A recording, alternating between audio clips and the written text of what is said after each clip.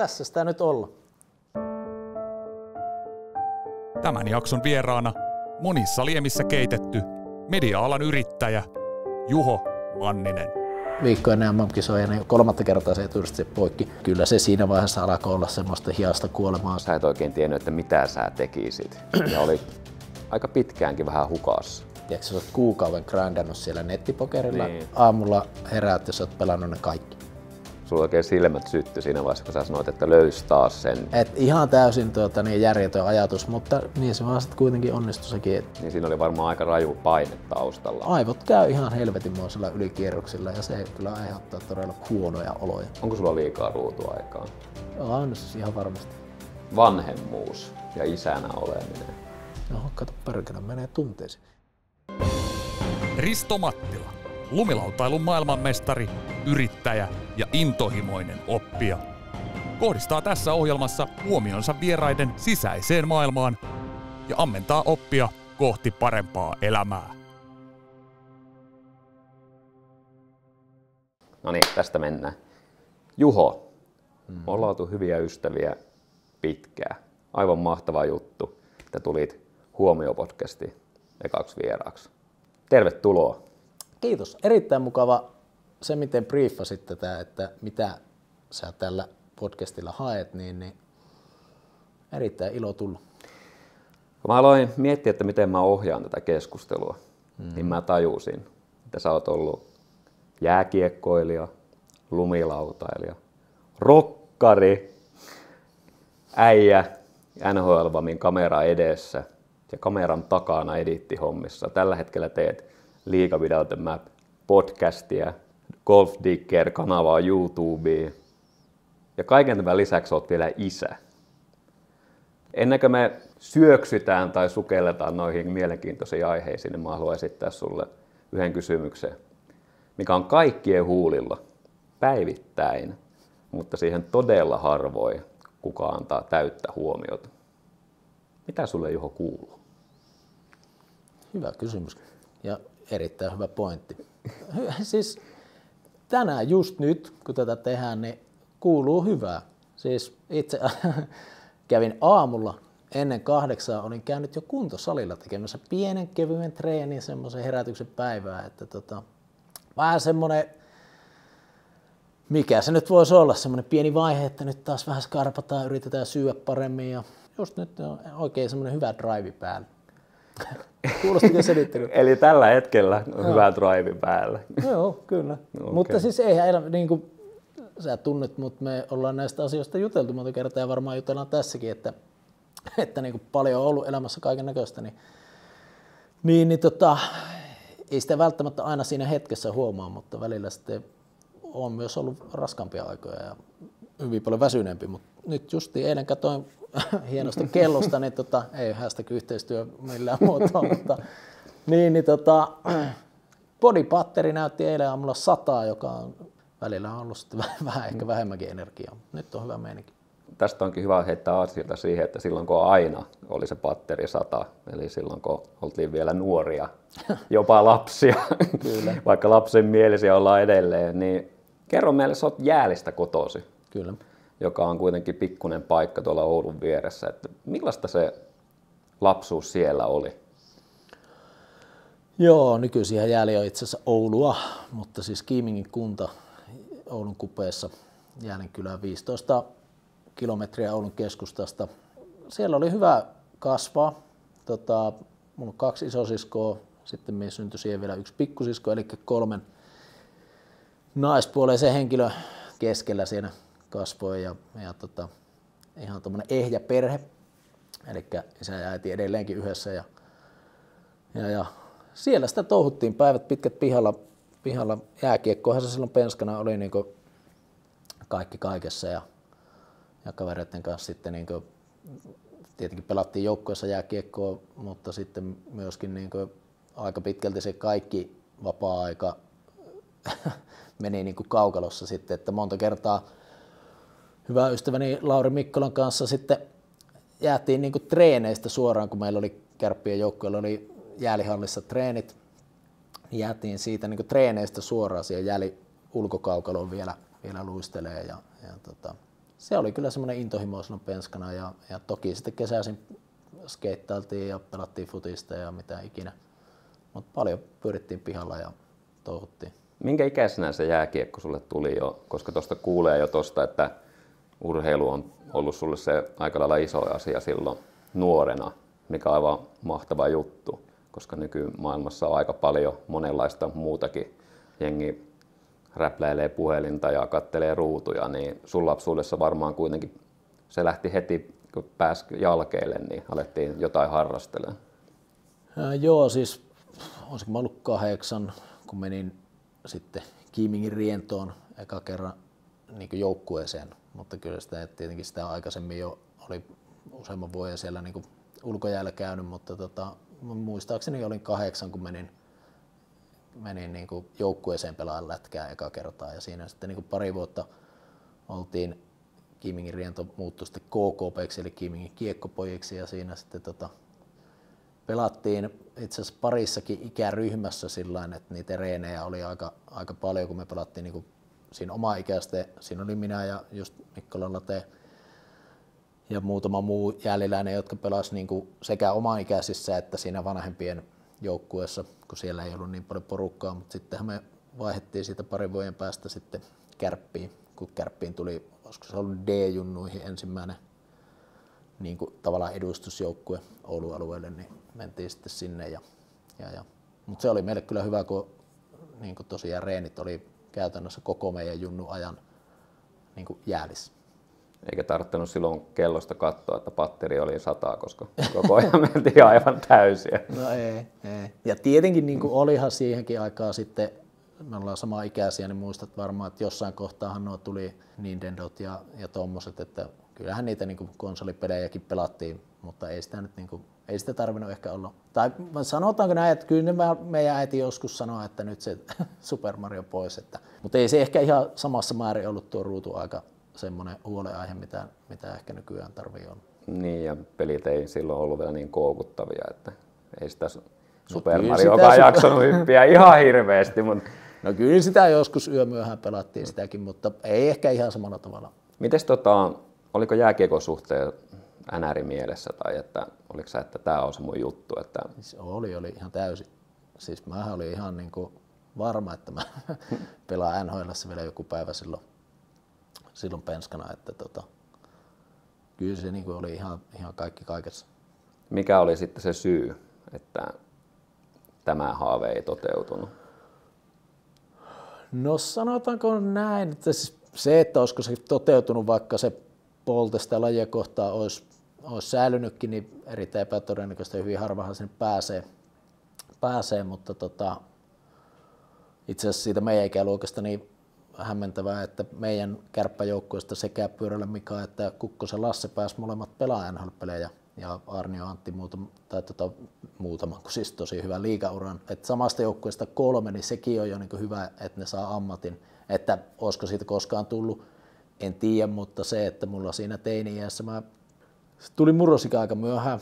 Olin siis hyvin pieni kokoinen silloin penskana. Se ehkä vähän siinä sitten, niin kun mä olin silloin pikkujunnuna, niin hyvä ja joukkueen tavallaan niin kärkipelaajia siellä Kärpissäkin 2 kärkikentässä, mutta sitten kun niin murrosikä alkoi monella, niin sitten mä jäin vähän pieneksi ja vähän niin tipuin sinne niin neloskentän puolelle ja kyllä se varmasti vaikutti siihen, että sitten muut asiat alkoi kiinnostaa enemmän ja tietenkin sitten lumilautailu tuli.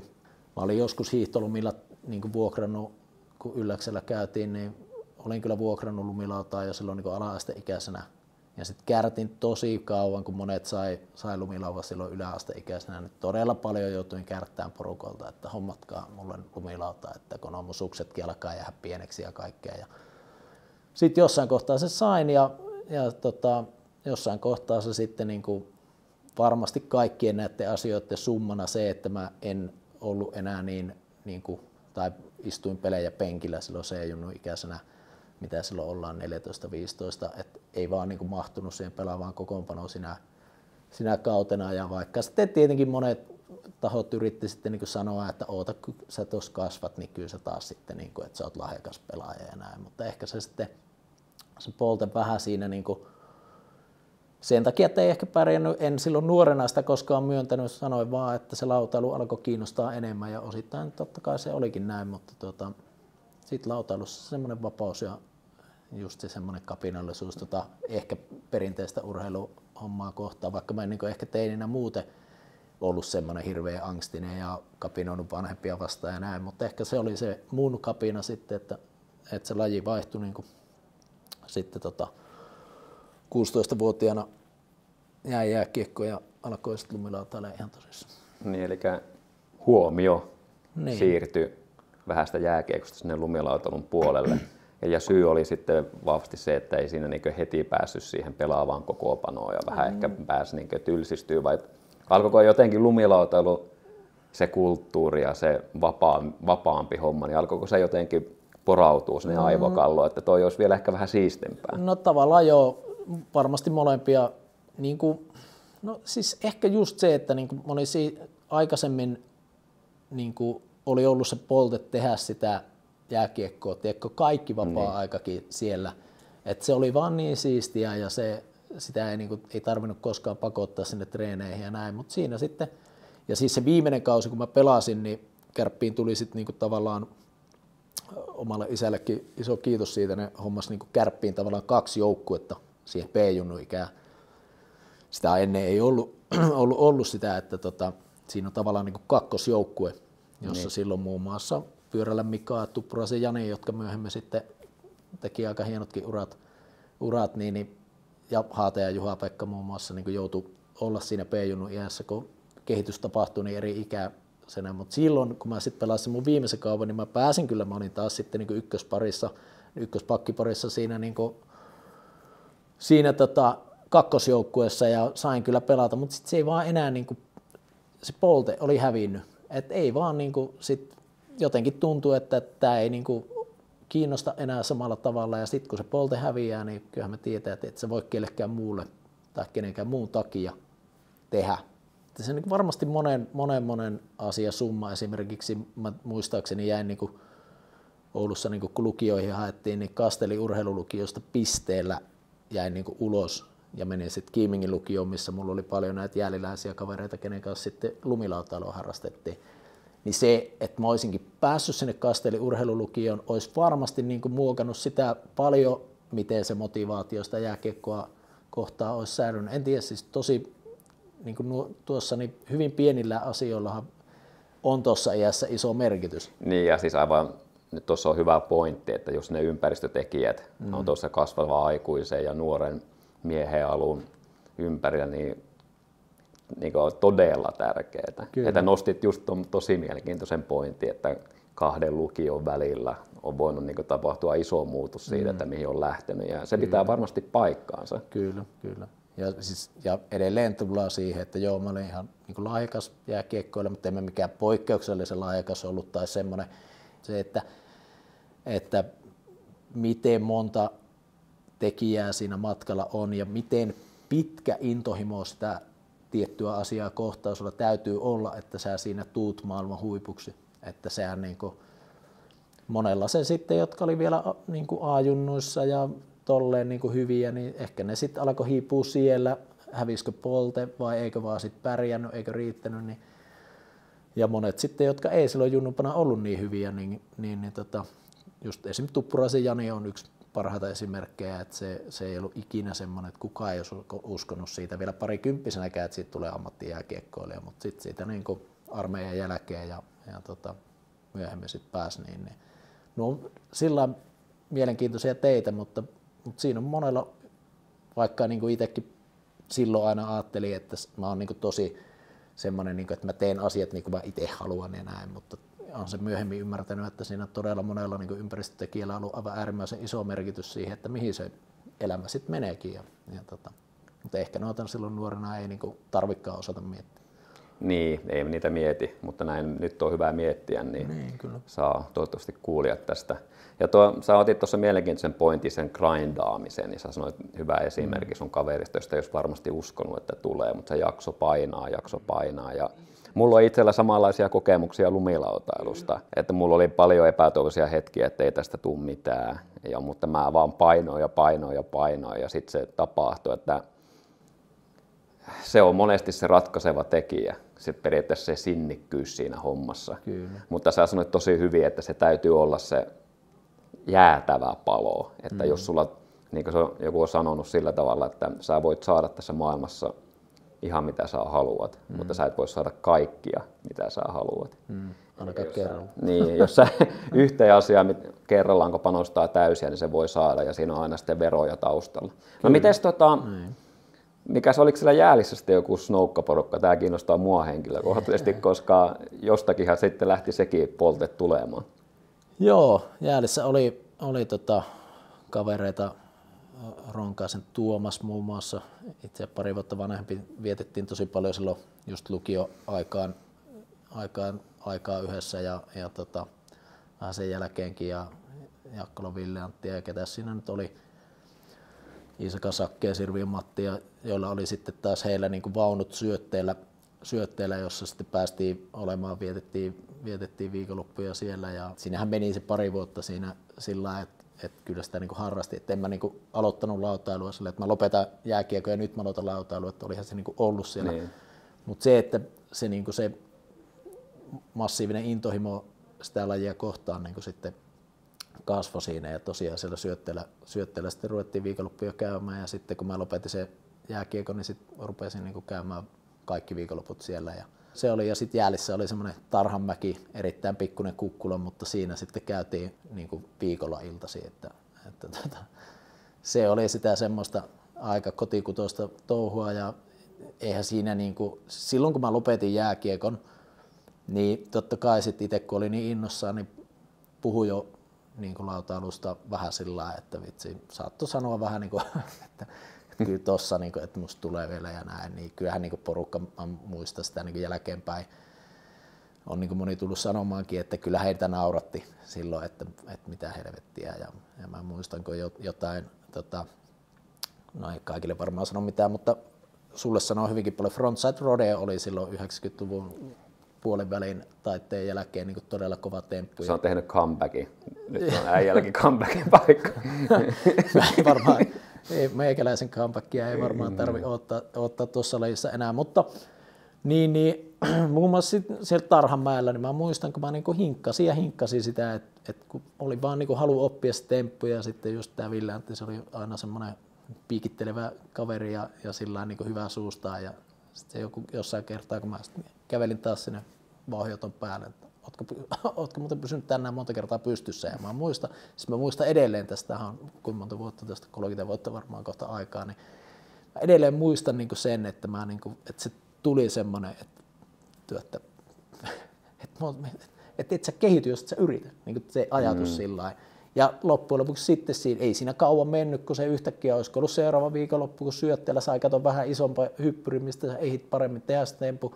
Sitten mä opin sen, niin se tavallaan niin se, että siinä näet saatana, niin se oli. Ja sitten siinä oikeastaan heti jo silloin seuraavana vuonna mun mielestä, olisiko se ollut lukion 3. se taisi olla, kun niin kuin näillä muilla vähän niin kuin hiipui se, että ne ei enää jaksanutkaan ja tuli niitä viikonloppuja, että kukaan muu ei ollut Jäälistä enää lähdössä sinne lautaalle. Niin siinä niin kuin näki taas sitten sen, että kun itsellä oli hirveä polte, niin mä menin yksin. Mähän muutin Rukalle yksin sitten lopulta asumaan muutamaksi kuukaudeksi. Olin lukiossa jotenkin ihmeen kaupalla saanut kurssit käytyä sillä lailla, että mulla oli niin yksi jakso ennen joulua, niin se oli niin kokonaan, että mulla oli tyhjänä se, niin mä asuin sitten, serkuilla oli mökki siellä, niin asuin sitten siellä ja tutustuin muun muassa Hastin Miikkaan ja noihin Nokia-jätkiin silloin ja vähän niin kuin sai sitten uusia kavereita siitä ja niin kuin se oma intohimoista lajia kohtaan pystyi saamaan, koska eihän sitä nyt yksin jos kukaan jaksanut kovin kauan. Ei, ja siinä tapahtui varmasti semmoinen steppi eteenpäin. No tavallaan joo, ehkä se oli vähän, että itse niin kuin kehittyi ja halusi kehittyä ja sitten taas ne muut vähän niin kuin jäi siihen, että ei ne sitten oikein niin kuin ehkä halunnut tai pystynyt kehittyä siinä hommassa ja sitten se oli vähän sitä, että tuli ehkä muita juttuja, tyttökavereita tai muuta jotakin semmoisia siihen, mitkä sitten vei sitä huomioon enemmän. Ja sitten pamautit Rukalle asuntovaunuun asumaan.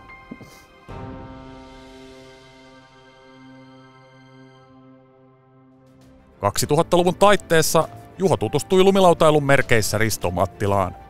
Yhteinen intohimo vei nuoret miehet asumaan Rukatunturin asuntovaunualueelle. Siellä sitten ei tehty oikeastaan mitään muuta kuin lumilautailtiin. Ja...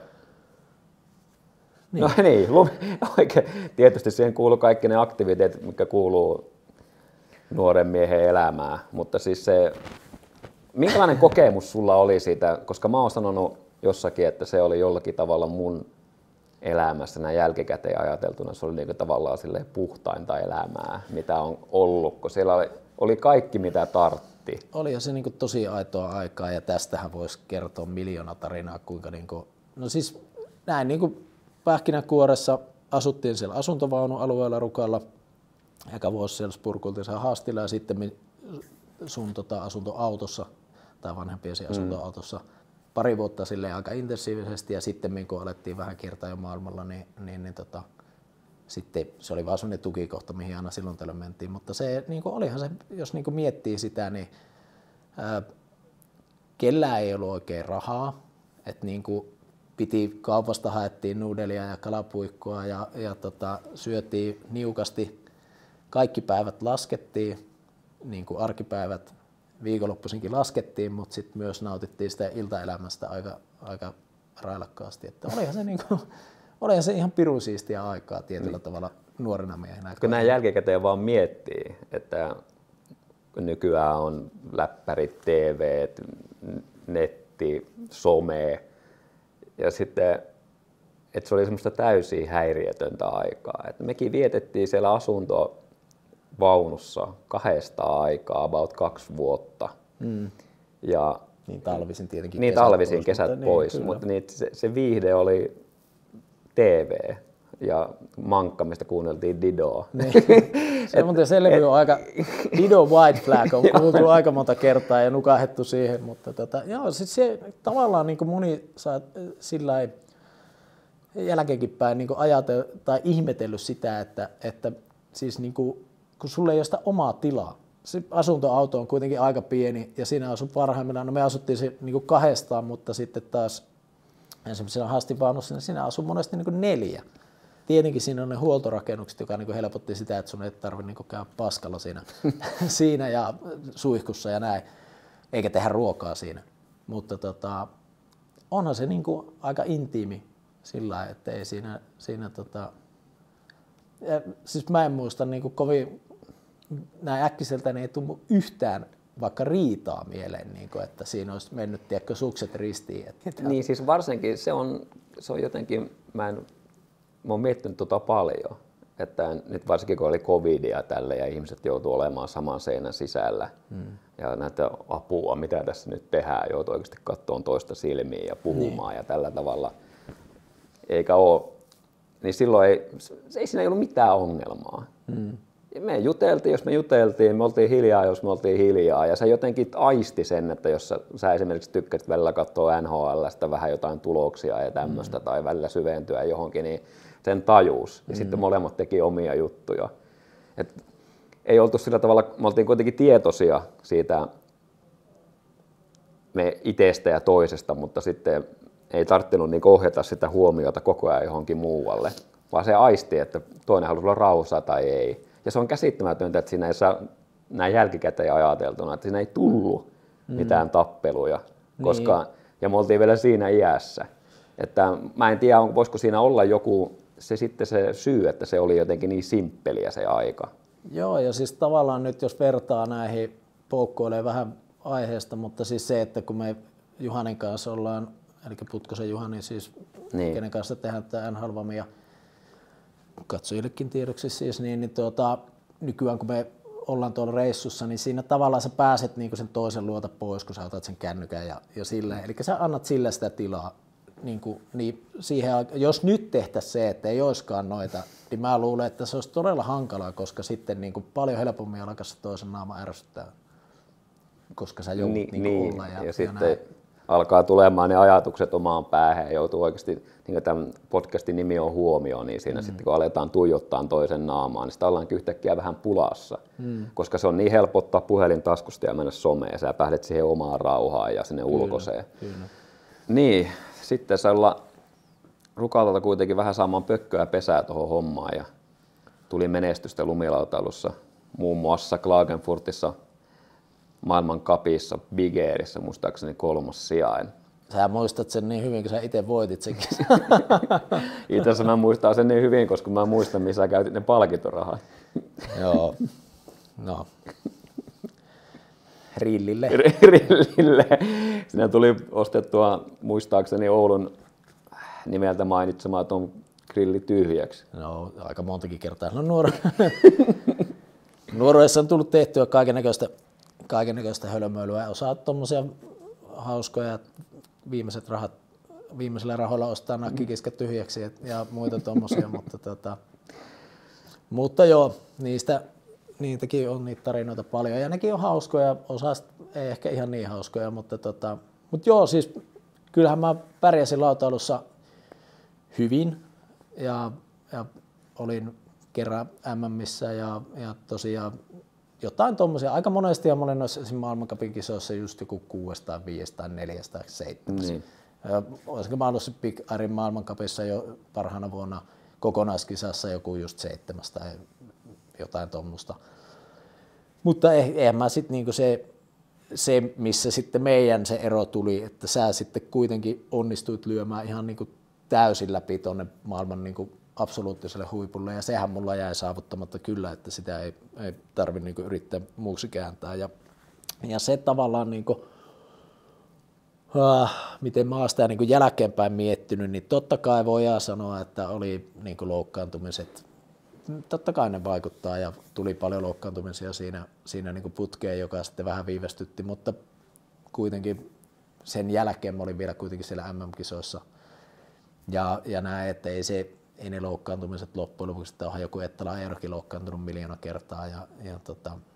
Mutta se, että niin kun, ehkä silloin ei ollut itsellä ihan, tai siis ei mitään ehkä, vaan ei ollut sitä semmoista niin kun ymmärrystä esimerkiksi, että miten, tai sitä niin kun, siellä Rukalla muistat itsekin, että monta kertaa, kun me oltiin, se koko porukka oli tosi hyviä laskeen kuitenkin, että siitä ei niinku jäänyt kiinni, mutta se, että miten esimerkiksi lumilautailussa silloin, kun se on tuommoinen kasvava laji, jossa niinku se ei ole mitään, niinku, siinähän yksi juttu olikin, että se ei ole mitään peruskilpaurheilua, missä otetaan kellolla aikaa, kuka on paras, vaikka tietenkin ratalajeissa, mutta sitähän vähän naureskeltiin sille. Että tommonen, niinku, että joku, joka oli vaan niinku cool tai osasi sen niinku brändinsä tavallaan silloin myyä paremmin, niin ei välttämättä tarvinnut olla yhtä hyvä laskeen kuin se toisen, joka sitten siellä Rukalla vähän, että no vittu, että kyllä ne kohta muutkin huomaa. Niin se, että ei ehkä osannut, mä muistan yhdenkin niin kuin joku, silloin oli aina Skiboard Expo aikaan noin Slammer-kaalat. Eli Slammer silloin ne lumilauta, tai niin kuin Suomen ihan ehdottomasti tärkein media, missä piti olla niin kuin esillä. Niin muistan se Juha, silloinen päätoimittaja, sanoi mulle siinä yhtenä baari-iltana sitten, että ei perhana, että äijästähän pitää tehdä haastattelu ehdottomasti Slammeriin, että ei ole vielä tehty. Ja sitten oli, että no totta kai, mutta en mä koskaan itse niinku palannut siihen, että tämmöiset pikkujutut, että myy paremmin itse sinne, niinku, että mä olisin soittanut maanantaina, että no milloin tehdään se haastattelu. Että sitä jotenkin niinku tommosia, niinku, oli ehkä vähän naivi myös siinä, että kyllä se kohta sieltä tulee, kun tavallaan itse ajattelin, että mä oon ihan niin kuin yhtä hyvä kuin, tai ainakin melkein yhtä hyvä kuin sinäkin. Totta kai sitten monen muu asia summa siinä, että miksei siitä sitten koskaan tullut. Ja sitten loppujen lopuksi siinä, kun oli ne muutamat polvivammat takana, niin sitten alkoi huomata jossain kohtaa, että mä en enää vaan kehity ja nuoret jätket tulee tuolta niin kuin 100 ohi. Niin sitten oli vaan pakko jossain kohtaa sanoa, että ei tästä enää tule mitään. Oliko siinä jotain taustalla mitään pientä tuskaa tai sellaista, että kun muut rupesi siitä jengistä pääsee jo vähän pidemmälle ja alkoiko siinäkin taas vähän ehkä muut asiat tulee mieleen? Siis kyllähän mä siinä vaiheessa, kun mulla meni polvesta eturista siis silloin, mä muistan oliko se 2003 keväällä, just kun olin niin tosi hyvin oppinut uusia juttuja kanssa ja niin tuntui, että on niin todella hyvässä laskuformissa silloin, niin sitten meni eturista poikki. sitten kuntoutin sitä ja sitten kun pääsin laskeen, niin maajoukkueen leirillä Sveitsissä, niin 5 päivää olin laskenut, kun olin saanut luvat. Ja se meni uudestaan, niin se seuraava talvihan mulla meni niin kuin kokonaan ohi. Niin kyllähän mä siinä sitten niin kuin muun muassa sun ja Kosken Markun kanssa juteltiin siitä, että onkohan tää tässä, että pystyykö enää niin kuin palaa sinne. Ja silloin mä hain kouluun tuonne ammattikorkeaseen Tornioon lukea viestintää ja aloinkin tehdä vähän sitten niin kuin näitä niin kuin kirjoittaa vähän juttuja lehtiin, niin kuin Lumilauta-lehtiin ja tämmöistä vähän valokuvausta ja muuta siihen niin kuin kaveriksi. Niin, eli tuossa on varmaan just se kulminaatiopiste, että oli vähän, polvi meni rikki ja oli vähän silleen, että tuleeko tästä mitään ja sitten rupesi jo vähän ajattelemaan muita asioita, että siinä... Joo, oli. Tokihan sitten se vähän niin kuin viivästytti sitä luopumista siitä, just sitten kun mä tulin kuitenkin, että no lähdetään nyt vielä, niin mä sitten heti oli siellä Klagenfurtissa maailmancupin-kisoissa 3. ja pääsi MM-kisoihin sitten, että no ei tässä mitään, mutta sittenhän mulla meni MM-kisoja viikko ennen MM-kisoja, niin uudestaan se 3. kertaa se eturisti se poikki. Sittenhän sillä pystyi laskemaan, mutta kyllä se siinä vaiheessa alkoi olla semmoista hiasta kuolemaa sen homman kanssa, että joutui aina tosi paljon spennaan niin kuin vauhtien kanssa, että koska jos tuli niin kuin liian korkealta alas, niin sitten sattui ja näin, että ei se kyllä se kehitys alkoi niin kuin siinä vaiheessa olla niin kuin kyllä mä varmaan vielä siinä niin kuin se seuraava vuoden laskin, mutta siinäpä se sitten alkoi olla. Ja kyllä se, niin kuin, kun mä sen kisaamisen lopetin, mulla oli vielä seuraavalle vuodelle niin kuin jotain pikkusponsseja, että saakkamat ja muuta. Ja oli niin kuin kova, että kyllä mä varmaan käyn laskemaan, niin käynyt kertaakaan. Niin. Että se, niin. se, niin kuin, kun se tavallaan niin. se pointti siitä tekemisestä ja tavoitteellisuus katosi, niin mä muistan, joskus olin niin kuin naureskellut tyypeille, jotka niin kuin lopettaa lumilautailu, että tämä on elämäntapa, ei tätä voi lopettaa. Niin sitten kun se intohimo tavallaan katosi se tarkoitus tehdä sitä juttua, niin ei, siis ainut missä mä laskin monta vuotta oli Vappuluonnossa. Niin, oli tosi hyvin sanottu, että sitten kun se ei enää, siinä ei ole sitä tarkoitusta tai merkitystä omaa elämää, sitä poltetta. Niin. No sitten sen jälkeen sä menikin elämässä vähän synkemmille vesille, tai ei ehkä synkemmille vesille, mutta se oli tosi vaikeaa aikaa sulle. Oli. Sillä kun muut kaverit, joiden kanssa olit viettänyt vuosia, veteli tuolla maailmalla menemään ja sä et oikein tiennyt, että mitä sä tekisit. Ja olit aika pitkäänkin vähän hukassa. Haluatko sä kertoa siitä ajasta? Joo, siis itse asiassa siinä hetki meni sillain ihan fine. Ja mähän menin niin kuin sitten myyntihommiin isäni jalanjäljillä. Ja pääsin sitten niin tuommoiseen firmaan kuin Duel-yhtiöt niin B2B-myyntiä tekemään.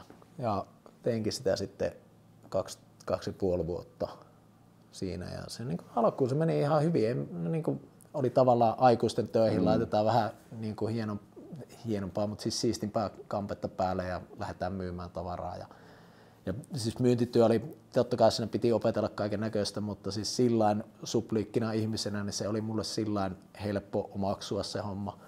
Ja mä pärjäsin siinä ihan hyvin, mutta sitten jossain kohtaa, niin kuin about 2 vuoden kohdalla, kun oli sitä tehnyt, niin iski semmoinen, että ei jumalauta, että tääkö on se, että tätäkö mä haluan tehdä mun elämällä.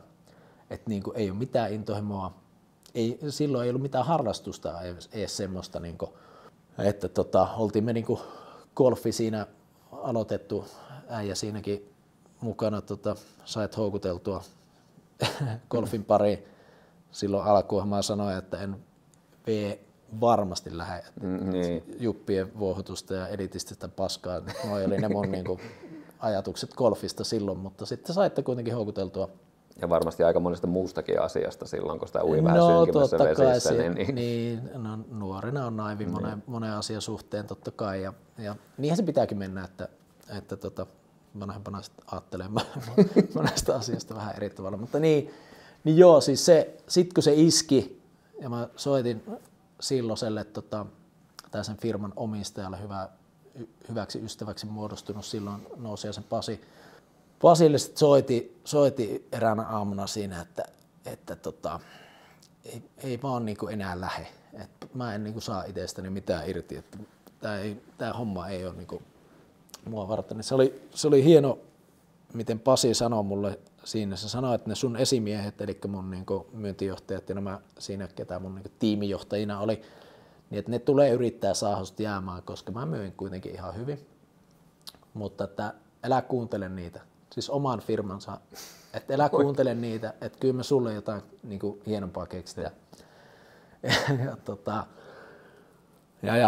No ei mitään, sitten mä irtisanoin itteni ja no siis kaikilla todennäköisyydellä jonkin sortin masennus oli silloin päällä ihan, en käynyt koskaan tietenkään lääkärissä, mutta siinä sitten toihan oli niin kuin nettipokeri ja pokeri oli siihen aikaan niin kuin tosi kovassa huuossa. Se oli varmaan aika lailla nousemassa siinä. No se oli nousemassa, oli se niin kuin kovassa no sitten tietenkin itse olin myös siitä innostunut tosi paljon ja kaikki yötä sitä pelattiin sitä pokeria. Ja no sitten mä jonkun aikaa niin kuin, vähän niin kuin testasin, että olisiko musta pelaa niin kuin tekeen rahat sillä. Ja kyllä mä siinä niin kuin jonkun aikaa ihan mukaan niin kuin voitin jotain turnaussarjoja ja pääsin niin kuin Maltalle live-turnaukseen, johon niin kuin sisäosto oli kuitenkin jotain, mitä se nyt oli, 1 tonnia 2 välissä. Mutta sitten taas ymmärsin sen, että saattoi tulla jostain kasinolta, oli ollut ryypiskelemässä viikonloppua viettämässä ja aamulla heräsi sillä niin vitsi, että nyt on vähän semmoinen huono tunne ja tiedätkö, sä oot kuukauden grindannut siellä nettipokerilla, niin. Kasvattanut sitä kassaa. Yhdessä illassa roski. Aamulla heräät ja sä oot pelannut ne kaikki. Katsoo sit historiasta, että ei vittu, mä oon mennyt jonnekin niin ihan superisoihin pöytiin, tiedätkö, niin urpoilee. Ja sit mä niin jossain kohtaa mä tajusin, että ei jumalauta, että niin tää ei musta ole tähän. En mä tiedä, olisiko musta ollut. No ehkä silloin, kun se oli niin älytä se buble, että siellä oli tosi paljon paskoja pelaajia, niin ehkä silloin olisi pystynyt, jos olisi niin jättänyt sen kännisekoilut ja muut niin kokonaan pois. Mutta siis muutama kuukausi mä siinä niin sillä, kunnes mä sit vasta, no sekin kertoi, että en mä mennyt edes työkkäriin silloin, siis ilmoittautunut koskaan. Niin. Sitten vaan niin muutaman kuukauden päästä sitten, että okei, että kai tässä pitäisi niin alkaa etsiä vähän niin uusia hommia. No sitten mä päädyin muuttaa takaisin Ouluun silloin 2010 keväällä, kun mä muutin sitten takaisin Ouluun ja lätkän pariin tavallaan tuli silloin paluu. Joo, sähän sitten takaisin lätkää vähän siinä, mutta mä sen verran vielä palaan tuossa, että mä muistan, että se oli niin todella rankka se sun ajanjakso, koska me käytiin silloin keskustelua ja sen verran kun mä kerkesin, mä olin silloin paljon reissussa ja tälleen ja siinä tuli niin tippalinssi ja se tosiaan näkyy se tuska siinä ja itse ei hirveästi voinut mitenkään auttaa, kun seuraavana päivänä lähtee lento, niin mutta meillä oli kuitenkin siinä jollakin tavalla kuitenkin toisemme, mikä on hieno juttu. Oli ja siis oli se oli tosi vaikeita monia hetkiä, muistan semmosia, tiedätkö, justiin näitä, mitä jauhettiin, että kun ei ole mitään. Mä en, niin kuin, mitä mä haluan tehdä. Mä en niin kuin tiennyt, mulla ei ollut semmoista, että se oli semmoista, niin kuin, että ei tässä ole tässä elämässä oikein niin kuin mitään poltetta. Ja kun se on koko elämä, että pentuna lätkä, sitten lumilautailu ja sitten yhtäkkiä sulla ei vaan ole niin kuin mitään semmoista, mistä sä saat niin kuin semmoisen drivin. Niin oli se totta kai ihan niin kuin superraskasta ja nytkin kun miettii, niin tulee semmoinen, että ei saatana. Että kyllä silloin oli niin kuin syvissä vesissä. Ja sitten, sä tuossa nopeasti mainitsit, niin sitten se vanha rakas jääkiekko nosti sieltä taas päätään ja sä palasit Ouluun. Ja oliko sä sieltä löytää sitten taas vähän uutta merkitystä ja drivea? No joo, siis silloin Kiekko-Laser nousi Suomen-sarjasta Mestikseen ja siellä sitten aukesi niinku viestintä, ei se ollut siis viestintäpäällikkö, ja se nyt olisi. Siis hommasin niinku yhteistyökumppaneita ja muuta sitten siinä ja se niinku jotenkin olin innostunut tosi paljon lätkästä uudestaan siis sillä niinku seuraamaan paljon. Sitten päätyin, että no mä lähden tuohon hommaan mukaan ja kunnianhimoiset tavoitteethan siellä oli totta kai saada sitä myyntiä ja se vuosi siinä, mitä mä olin siinä organisaatiossa mukana, niin se kyllä opetti todella paljon. muun muassa sen, että tavoitteet, mitä meillä olisi pitänyt silloin siitä, kun mä toukokuussa muutin takaisin Ouluun, niin silloin kun elokuussa kausi alkaa, niin siinä olisi pitänyt kerää niin kuin 200 tonnia varmaan sitä rahaa, joka oli täysin absurdi ajatus. Mutta se oli itselle tosi opettavainen vuosi. Sä varmaan sait siinä justiin näitä, mitä sä tänäkin päivänä käytettiin sun elämässä, eli opit myymään. Ja se joka alalla tärkeää. No siis noissa niinku, näissä justiin se edellinen työ ja tuo, ja sittenhän mä tein siinä seuraavana vuonna niinku sitten vähän eri myyntihommia vähän sinne tänne. Mä perustin silloin 2012 tämän mun nykyisen yrityksen. Silloin ei kylläkään vielä tiennyt ihan tarkkaan, mitä se niinku tulee olemaan. Et silloin mä tein vähän media-alan töitä, jotain kirjoituksia johonkin lehtiin ja tommosia välillä. Ja sitten sit mulla oli niinku semmoinen myyntipuolen bisnesajatus siihen, joka sitten jäi kyllä hyvin äkkiä siitä. Mutta se, että mä innostuin itse pelaa lätkää silloin niinku uudestaan, niin siitä sai sitten jotenkin semmoisen, vaikka mä nyt totta kai tiesin, että siinä vaiheessa siitä ei enää mulle ammattia tule niinku pelaajana. Mutta se, että kuinka paljon siitä sai niinku drivea niistä onnistumisista siellä niinku omalla. Ymmärsin ensinnäkin, että mä olin ollut kuitenkin niinku yli 10 vuotta melkein kokonaan luistelematta. Ja sitten, että innostui ja huomasi, että helvetti, että mä osaan oikeasti edelleen niinku aika hyvin tätä peliä. Ja sitten ensin pelasin niitä jotain harrastesarjoja ja sitten innostuin, että no, että mä menen tonne niinku kakkosdivariin. Ja sitten pelasin vielä Suomi-sarjaakin parilla kaudella, että siitä, että vaikka siitä ei ollut missään vaiheessa tulossa ammattia, niin siitä, että sulla oli taas joku semmoinen juttu, mistä sä niinku saat tosi paljon, siitä sai kyllä niinku semmoista uuden niinku nousun tavallaan siihen, ja sitten alkoi taas ideoitakin tulla ja kaikkea. Ja mahtavaa, kun sulla oikein silmät syttyi siinä vaiheessa, kun sä sanoit, että löysi taas sen jääkiekon ja löysi sen, mitä oikeasti, mihin panostaa. Että kyllä sitä ihminen tarvitsee jotain, missä olla hyvä, että on hyvä mieli mun mielestä. Semmoista, mitä tekee, mistä saa semmoisia onnistumisen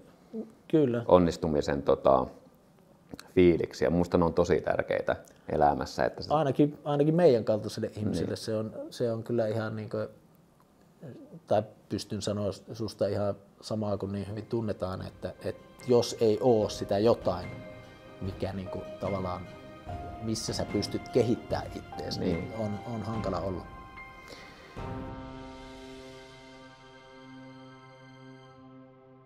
No kerro sitten tarina siitä, että miten 2 äijää lähti oikeasti kännykät kädessä. Ilmeisesti mitään hirvittävää suunnitelmaa tai käsikirjoitusta ei ollut tähän NHL, vaan Maija lähdette vaan sinne vetää. Kuvanlaatu kai siihen aikaan varmaan ollut mitään ihan älytöntä ja sinne vaan. NHL Without a Map on Juho Mannisen ja Juhani Putkosen luoma ohjelmasarja, jossa seikkaillaan suomalaisten NHL-jääkiekkoilijoiden arjessa ja kulissien takana.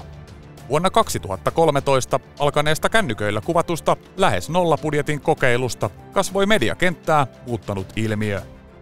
NHL-Whamiä on tähän päivään mennessä tuotettu noin 300 jaksoa, joita on katsottu yhteensä yli 13 miljoonaa kertaa.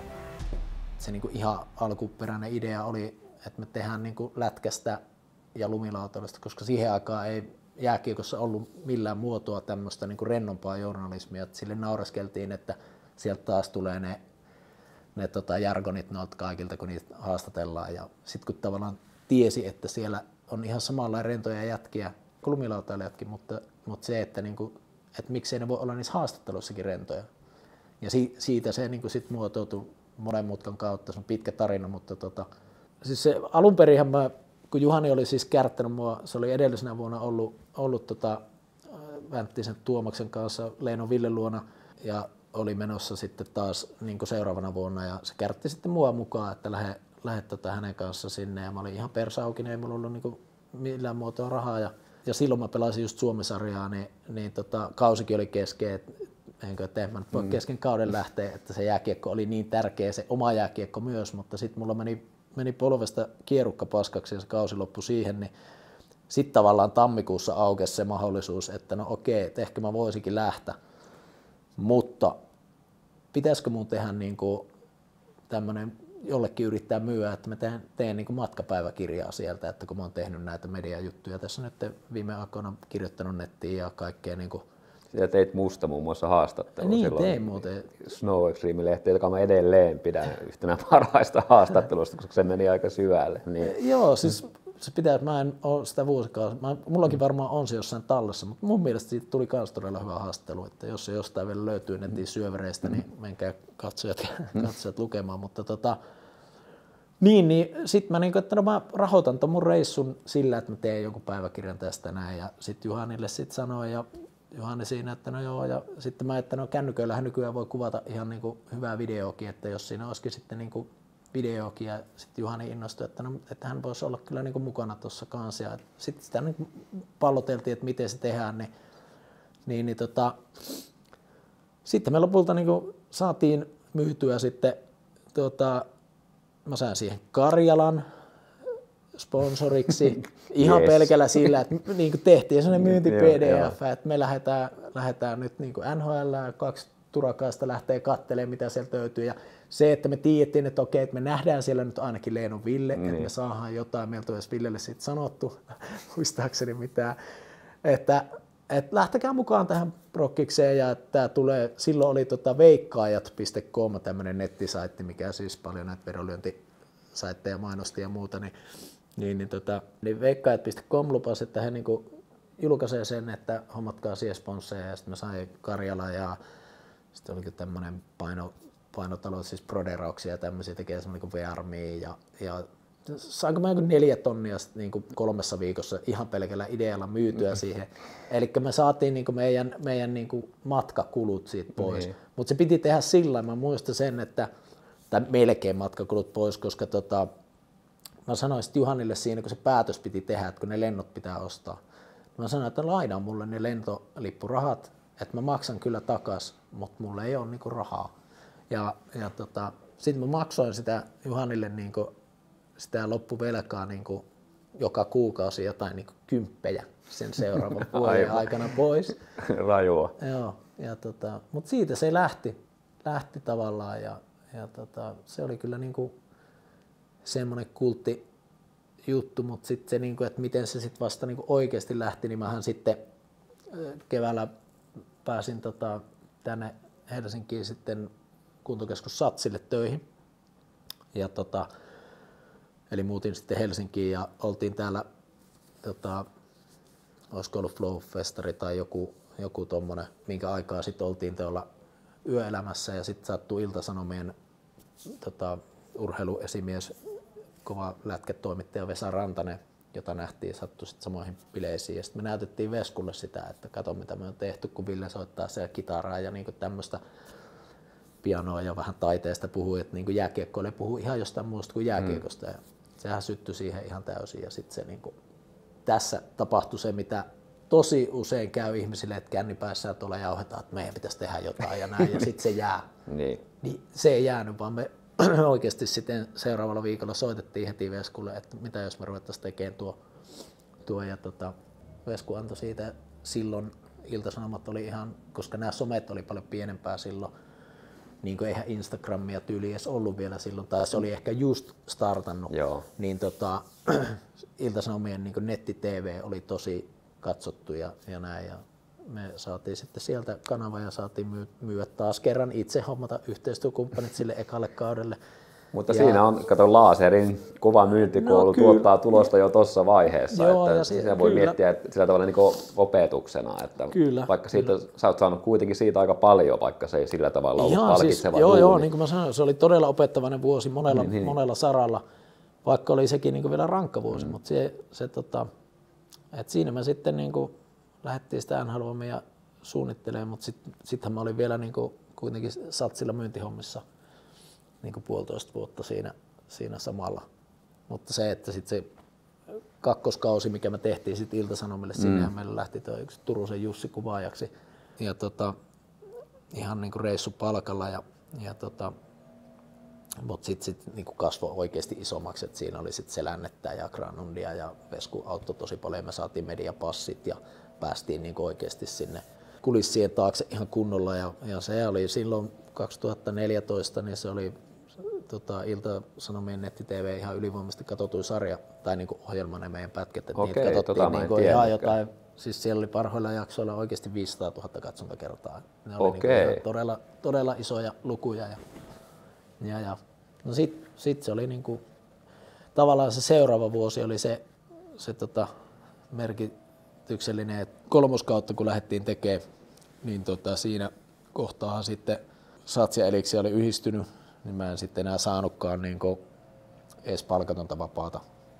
Mua oli pakko sitten irtisanoa itsensä. Me oltiin kuitenkin, olin löytänyt silloin nykyisen puolisoni siinä ja muuttanut yhteen hänen kanssa.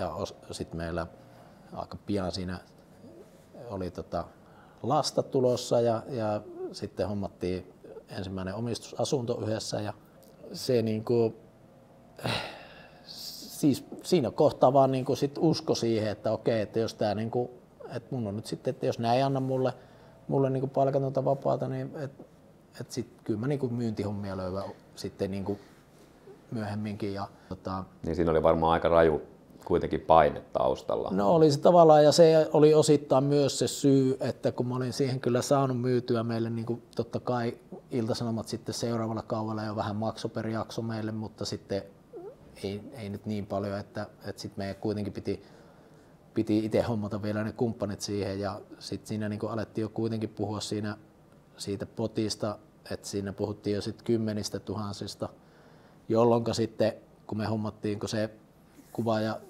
Jussi, joka oli silloin meillä ollut, niin ei se ollut niin lähdössä sille seuraavalle kaudelle mukaan, että meidän pitäisi palkata sinne niin ammattikuvaaja mukaan. Siinä kohtaa sitten, kun me haastateltiinkin monia, niin se, että kun se oli 6 viikon reissu, niin ihan jo pelkästään niin ne matkakulut, totta kai isot, ja sitten se, että paljonko ammattilaiselle pitäisi maksaa, niin siis puhuttiin niin älyttömistä summista, että siinä kohtaa mä sitten sanoin Juhanille, että no tiedätkö, että pitäisikö tehdä niin, että ei oteta sinne ketään mukaan, että mä hoidan sen kuvaamisen. Totta kai Juhanillakin kamera kourassa siellä, mutta siis se, että se oli niin mun vastuulla se kuvaamisen hoitaminen ja sitten kaikki editti alusta loppuun, niin tein itse sen 3. kauden. Että se oli kyllä... Näin jälkikäteen ajateltuna niin oli varmaan aika hidasta ja sellaista, kun säkin varmaan opettelit silleen, että virheiden kautta ja annoit silleen... Ihan varmasti oli hidasta ja muuta ja oli se sillain, niin kuin mä muistan sitä, kun tosiaan vaimoni siinä keväällä sitten niin kuin viimeisillä raskaana ja niitä jaksoja piti saada valmiiksi. Mä muistan, kun mun niin kuin piti, että mä niin kuin tein sitä, että mulla olisi niin kuin 2 jaksoa puskurissa, että sit kun se niin kuin synnytys alkaa, niin mun pitää pystyä lähteä sinne mukaan ja olla siellä se 2 päivää, että mun ei tarvi niinku tiedäkö, että hei kiitos, että rakas lapsi tulit maailmaan, mä lähden nyt töihin. Niin mä sain onneksi sen tehtyä, että mä pystyin 3 päivää, mä olin niinku laskenut, että okei 3 päivää mä pystyn nyt niinku pyhittämään tälle. Ja mä muistan, kun mä olin 2 yöllä editissä siinä näin, vaimo tulee sieltä. Silloin ei ollut mitään toimistoa missään tietenkään muualla, vaan ihan kotoa tein nämä kaikki, niin vaimo tulee sieltä, että no niin, nyt pitäisi lähteä. Mä en ollut siis nukkunut tietenkään yhtään, kun mun editissä ja siitä lähdettiin sitä aamuyöllä synnytys sairaana. Mutta hyvin se meni. Hurjalta kuulostaa kyllä tuo ajanhallinta ja taloudellinen paine siinä taustalla ja sitten kuitenkin, että vielä Osaatko sitä ei varmaan oikein voi helposti kuvailla sitä eli niin jotenkin hektisesti siinä hetkessä, että se joo, vaan... ja ei sitä oikein ja sitten mähän pelasin sitten kuitenkin niinku tänne muutettuanikin vielä niinku tuossa kakkosdivarissa Karhukissoissa 1 kauden ja sitten Viikingeissä, että se kiha oli niinku aika intensiivistä, että melkeinpä ne viikonloput meni sitten niissä lätkäpeleissä ja 2-3 kertaa viikossa treenit ja tälleen, ei sitä silleen niinku tajunnut oikein, varsinkin siinä sitten kun lapsi tuli maailmaan ja hektisesti painoi niinku kaikkea siinä. Ja sitten mä jossain kohtaa mä niinku aloin ymmärtää, kun vanhempi lapsi silloin pienenä, niin sen nukkuu aika huonosti yöt. Ja sitten mä niinku ihmettelin lätkätreeneissä, niinku, torstaisin, että mä en ole tiistain treeneistä palautunut. Et tiistaina jakso ihan ok, mutta torstaina ihan jalat puhki. Mikä helvetti tässä on, että mä niinku syön ihan hyvin ja mä oon niinku ihan hyvässä kunnossa ja näin, mutta mä en vaan jaksa. Sitten kun me lähdettiin häämatkalle sitten niinku joulukuussa 2016 sitten, niin 2 viikkoa sai siitä niinku, ja mun vanhemmat oli onneksi siellä sitten mukana sillä lailla, että ne hoiti aina välillä lasta ja otti sen niinku heidän huoneeseen nukkuun ja näin, niin sitten kun oli niinku sen reilun viikon oikeasti saanut nukuttua ja mullahan niin sitten niinku ymmärsi sen, että kun alkoi se energia palata, että helvetti, se on tuosta unesta ollut kiinni, että mä en niinku jaksa. Tai niinku, ja sitten kun siinä on niin paljon kaikkea semmoista, kuitenkin niinku positiivisia asioita siinä elämässä, vaikka niinku varmasti oli oikeasti tosi stressaantunut, mutta se oli vaan semmoista, niinku, että sitä puski vaan niinku läpi siitä kaikesta, että sitä ei millään muotoa niinku ymmärtänyt. Ja siihen aikaan mulla on vielä tuo polvihan vaivas just siihen aikaan niinku tosi paljon, että sitä särki ihan perhanasti aina just öisin ja ihan tuommoinen niinku kävellessä saattoi niinku särkeä tosi paljon, että se oli kyllä niinku tietyllä tavalla todella rankkaa, mutta silloin siinä meni todella pitkään ennen kuin mä niinku havahduin eka kertaa siihen, että saattaa olla taas pientä niinku siis vuosia. Niin. Niin kuin sanotaan, että viimeisen 2 vuoden aikana on alkanut taas huomata sillä lailla, että vitsi tuo jaksaminen ja niinku nimenomaan pään jaksaminen ei ole niinku, että alkaa olla niinku, hetkittäin niinku todella loppu.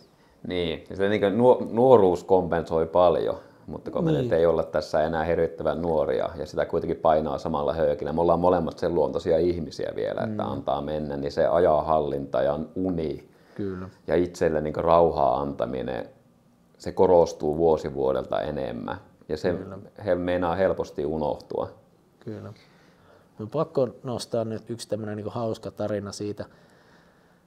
Siis se, että me lähdettiin sitä meidän NHL-vammin kakkoskautta, siis tämä kuvastaa sitä, että niinku, kuinka tavallaan hullun usko niihin omiin juttuihin itsellä on monesti ollut.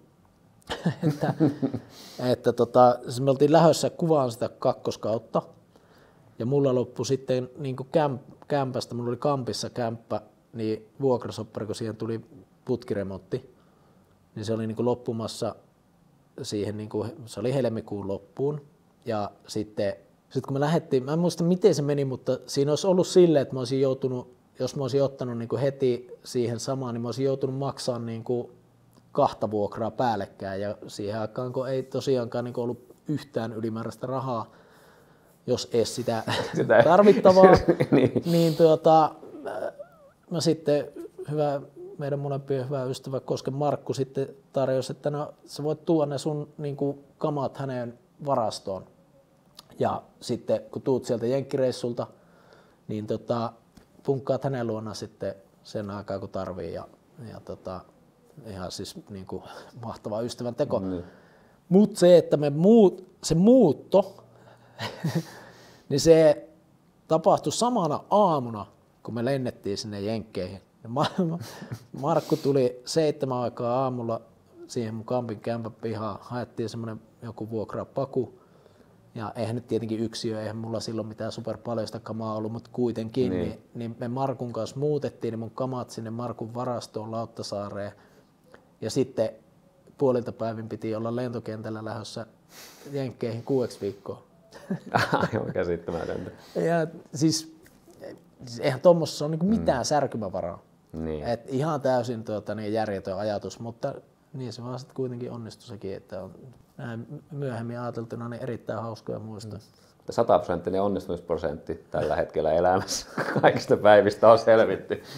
No siinä mielessä joo, mutta niin kuin puhuttua tuossa, niin että onhan sitä ollut niin kuin vaikeampia aikoja ihan ehdottomasti ja siihen masennusjaksoon ja noihin niin kuin voisi mennä paljon syvemmällekin, jos niin haluaisi, mutta en välttämättä tässä yhteydessä jaksa, koska meillä on paljon positiivistakin asiaa mistä puhua.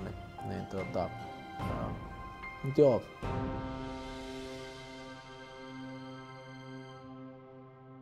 Mites me alettiin sitten pelaa sitä golfia aika lailla samaan aikaan. Mä lätkin pari vuotta ja tajusin, että ei oikein jaksa hinkata. Sä oot nyt pelannut paljon ja sä oot oikeasti hyvä pelaa nykyään golfia.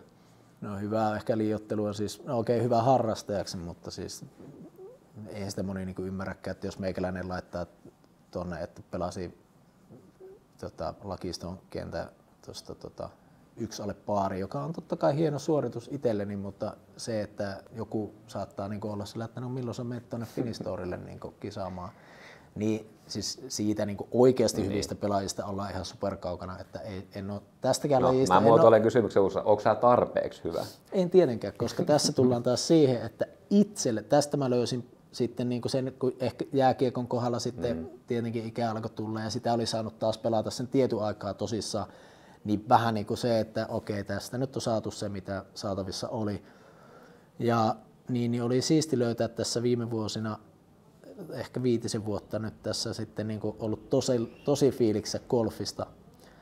Tietenkin nyt, kun tässä elämässä on tehnyt näitä viimeisen 10 vuoden aikana videotuotantoja tosi paljon, NHL-vamia ja dokumenttielokuvia ja mainosvideoita ja kaikkea mahdollista, niin tietenkin sitten mulla oli se, että golfista pitäisi myös tehdä videoita. Se idea pyöri pitkään ja nykyään sitten tehdäänkin Golf Digger-kanavaa, mutta se, että siihen, miksi se tuli, että golfista pitäisi tehdä, niin siinä sama homma kuin että silloin kun NHL-vamia alkoi, niin mä olin itse innostunut jälleen uudestaan jääkiekosta ihan super paljon niin kuin pelaamaan sitä jääkiekkoa.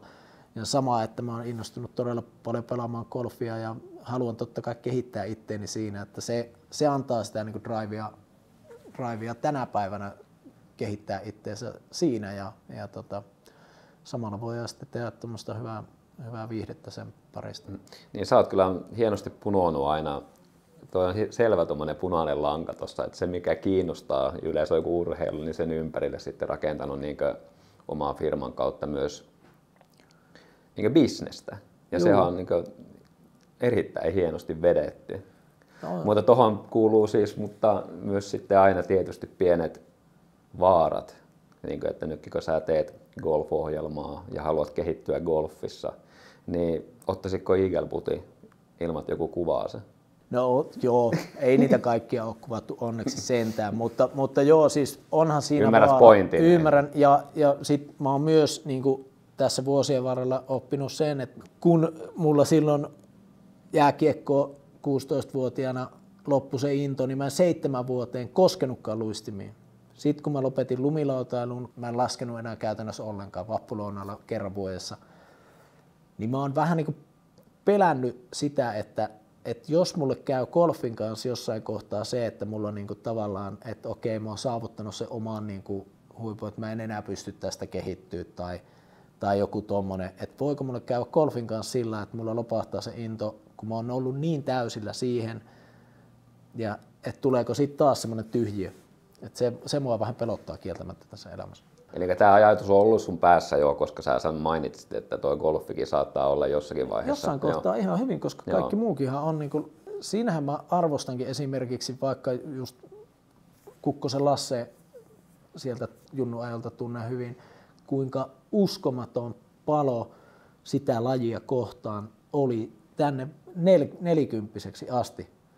Että niin kuin jakso olla motivoitunut siitä yhdestä jutusta niin pitkään. Sama Antti Autti vaikka lumilautailun puolelta tunnetaan hyvin, niin sehän hinkkasi saatana aamusta iltaa ja hinkkaa ja edelleen innostunut siitä. Toki vähän eri muodossa sekin on niin kuin saanut muokattua sitä, mutta siis mä oon ollut semmoinen, mä oon kokeillut tässä elämässä monta asiaa ja mä oon aina ollut niin kuin todella tunteella käyvä ja impulsiivinen ja innostunut tosi vahvasti asioista.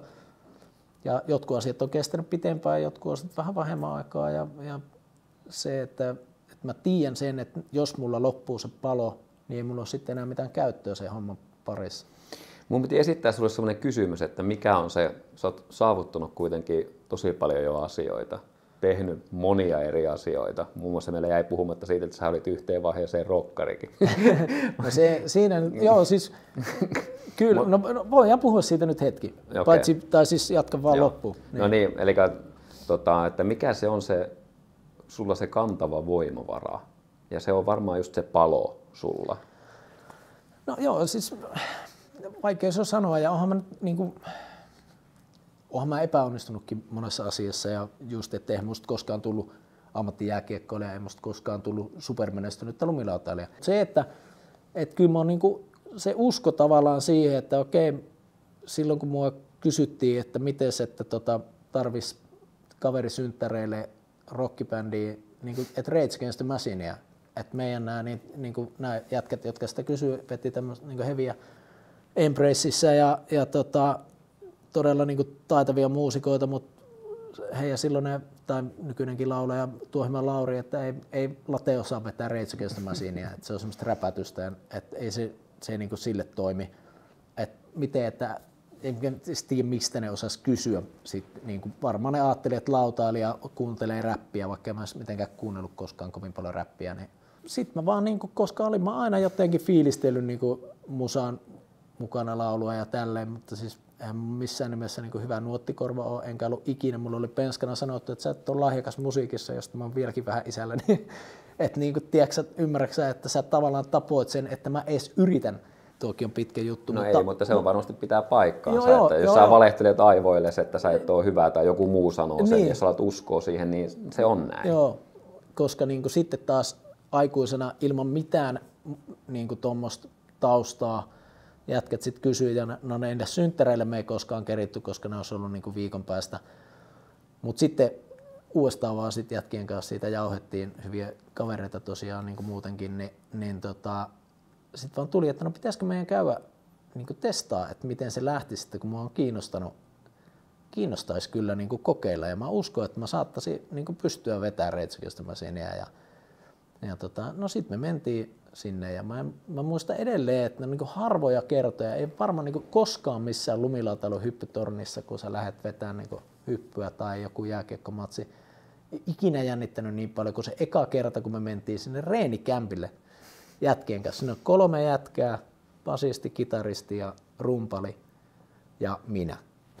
Ja se niin kuin, että no niin, että me ruvetaan tästä nyt soittaa tätä biisiä ja mä olin 2 biisiä siihen niin kuin opetellut ne sanat ja kun se on kuitenkin ihan eri asia.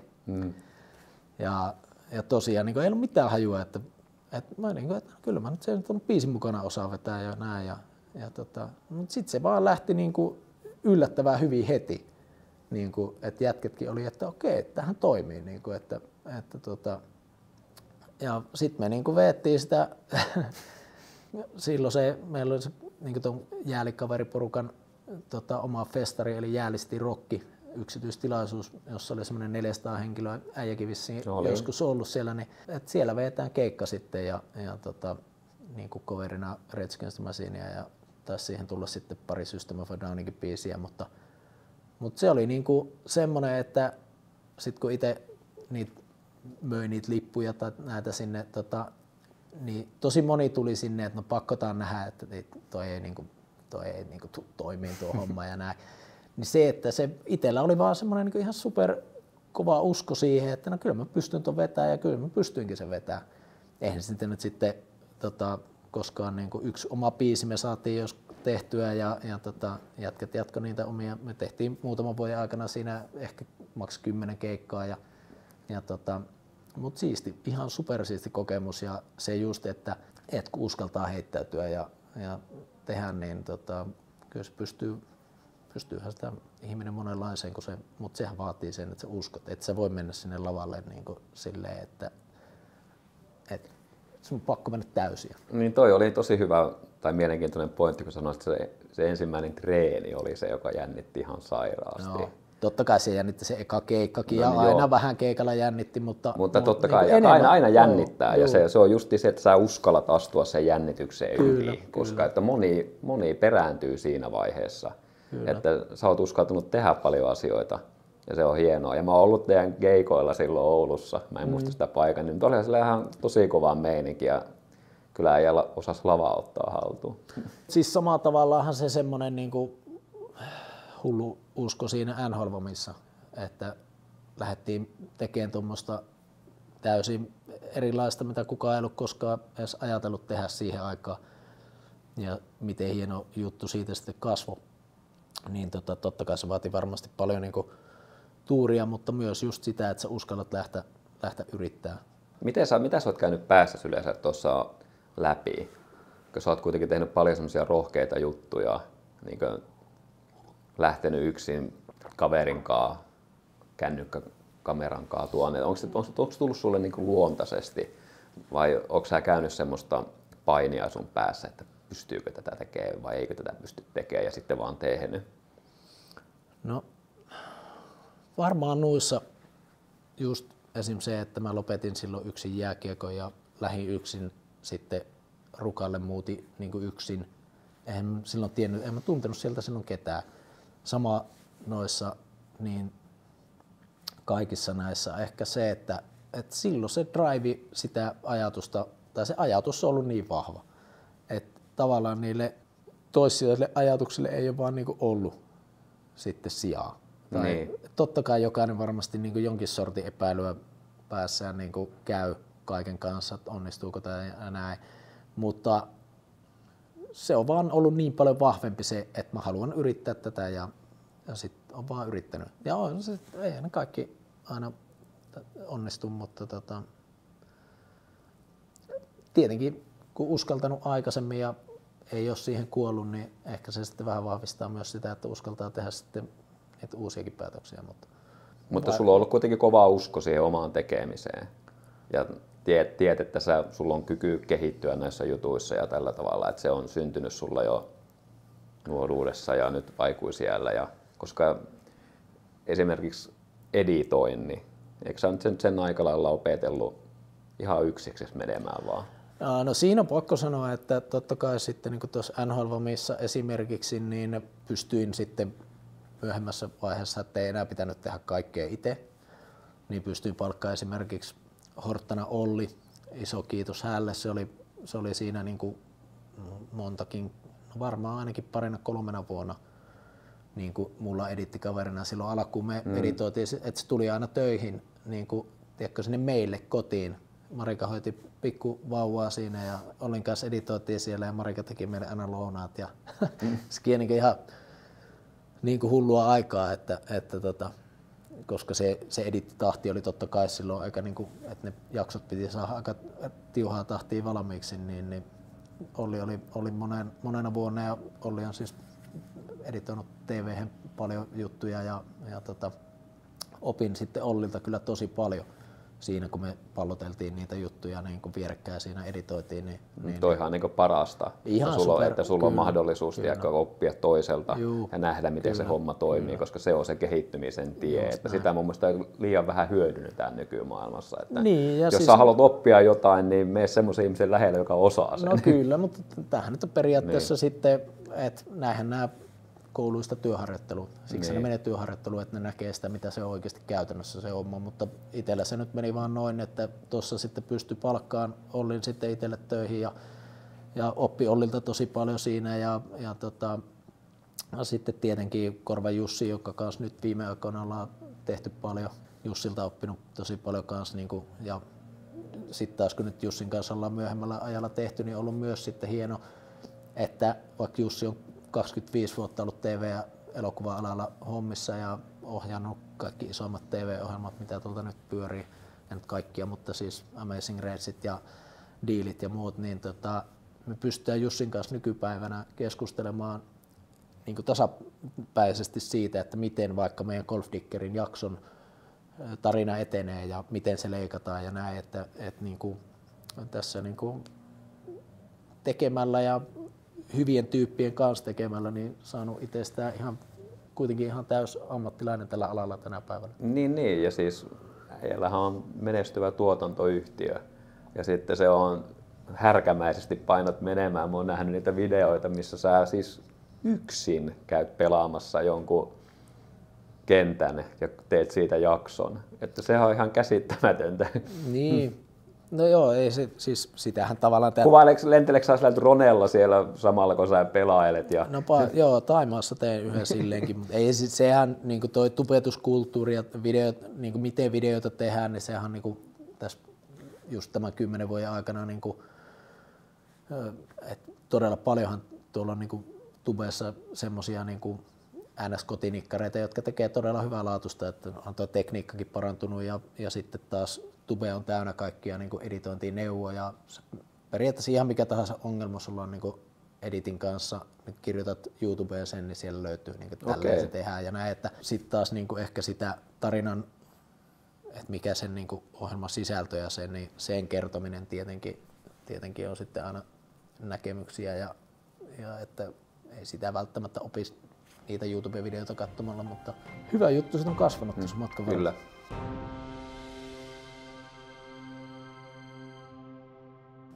No, mites vanhemmuus ja isänä oleminen, niin muuttiko se jollakin tavalla uskomuksia sun elämässä? Silleen, että sulla on ollut kuitenkin monivivahteinen meininki nuoresta asti. Ja siinä vaiheessa, kun sai sen lapsen, niin tuliko sulle jotakin erilaisia arvoja esille tai jotain vastaavaa? No, siis no tavallaan siis totta kai se rauhoitti, mutta ei, siis mä oon niinku, mitenhän mä nyt sanoisin sen, mielestäni ei silleen tietyllä tavalla, että mä oon jotenkin aina silloin nuorenakin uskonut, että sitten kun se on niinku se oikea aika sille, niin sit mä kyllä niinku annan siihen kaikkeni. Ja no, kato perkele, menee tunteisiin. Siis tosi miehet päästään silloin tällöin vähän pikku tirauksen. No, kyllä. Ja siis tähän itse asiassa niin mä oon aina siis ollut tosi herkkä. Että mulla tulee helposti niinku kyyneleet silmiin. Taiteilijat on herkkiä. Niin, no leffaakin kattoo, niin itse märisen kattoo sinne vaimoa, että ei vittu, se ei märisen maailmaa. Joo, mutta siis totta kai se muuttanut todella paljon sitä, että mikä on sitten kuitenkin niinku sitä tärkeää, että ei itsellä niinku just nämä niinku baarissa juoksemiset ja semmoiset. Totta kai se väheni jo siinä vaiheessa, kun löysi niinku hyvä kumppani ja näin, että totta kai niinku on muokannut tosi paljon sitä arvomaailmaa ja siis semmoiset, mitkä niinku ehkä tuli yllättäen, niin just, että nykyään ei voi katsoa semmoisia leffoja, missä lapsille käy huonosti tai semmoisia niinku, niinku tavallaan vielä niinku tullut sille herkemmäksi ja se semmoinen, että kun itsekin niinku aina ollut silloin nuorempana ja semmoinen, sitähän meni ja ei sitä niinku ollut huolta huomisesta silloin nuorempana ja just, että no voiko sattua jotakin, niin no mitä sitä, voihan sitä sattua ja milloin tultiin, oli mennyt lasi viiltänyt käen paskaksi ja kaikkea mahdollista niin sattui silloin nuorempana, niin ehkä siinä mielessä niin just se, että kun sulla on ne, että sä et voi niin tavallaan tehdä sitä niille, niin se kyllä se on muokannut tosi paljon ja sillä todella hyvä, että se on tullut tosi luontaisesti itselle, että ei niin kuin, todella harvoin semmoinen, että jos on ollut joku bile tai joku tommonen, että jos ei sit pääsekään lähteä, niin että on ollut, että no voi helvetti, koska silloin nuorempana sitä oli, että jos oli missaamassa jotkut bileet, niin sitä teki ihan kaikkensa. Että mä olin joskus jonnekin Apulanne keikallekin lähdössä, kun mulla oli jalka murtunut ja mä yritin kysellä porukalta keppejä, siis kun en ollut vielä päässyt lääkäriin ja sille ei pystynyt astumaan, niin et löytyykö keltään näitä kävelykeppejä, että pääsit tuonne keikalle ja muuta ja ei yritin semmoista jotain lastaakin siihen puristaa, että jos sen sais, kun ei löytynyt niitä keppejä, että saisi että pystyisi kävelemään ja ihan semmoinen ja just todella spontaanisti lähtenyt sillä, että ajanut vaikka esimerkiksi Oulusta Helsinkiin, että kun on kaverin bileet ja muuta, mutta niin on se sillä vähän rauhoittunut, että ei tule enää toivottavasti. Niin siinä mielessä on muuttunut tosi paljon ja ihan nämä kaikki kliseet mun mielestä siitä isyydestä, kuinka se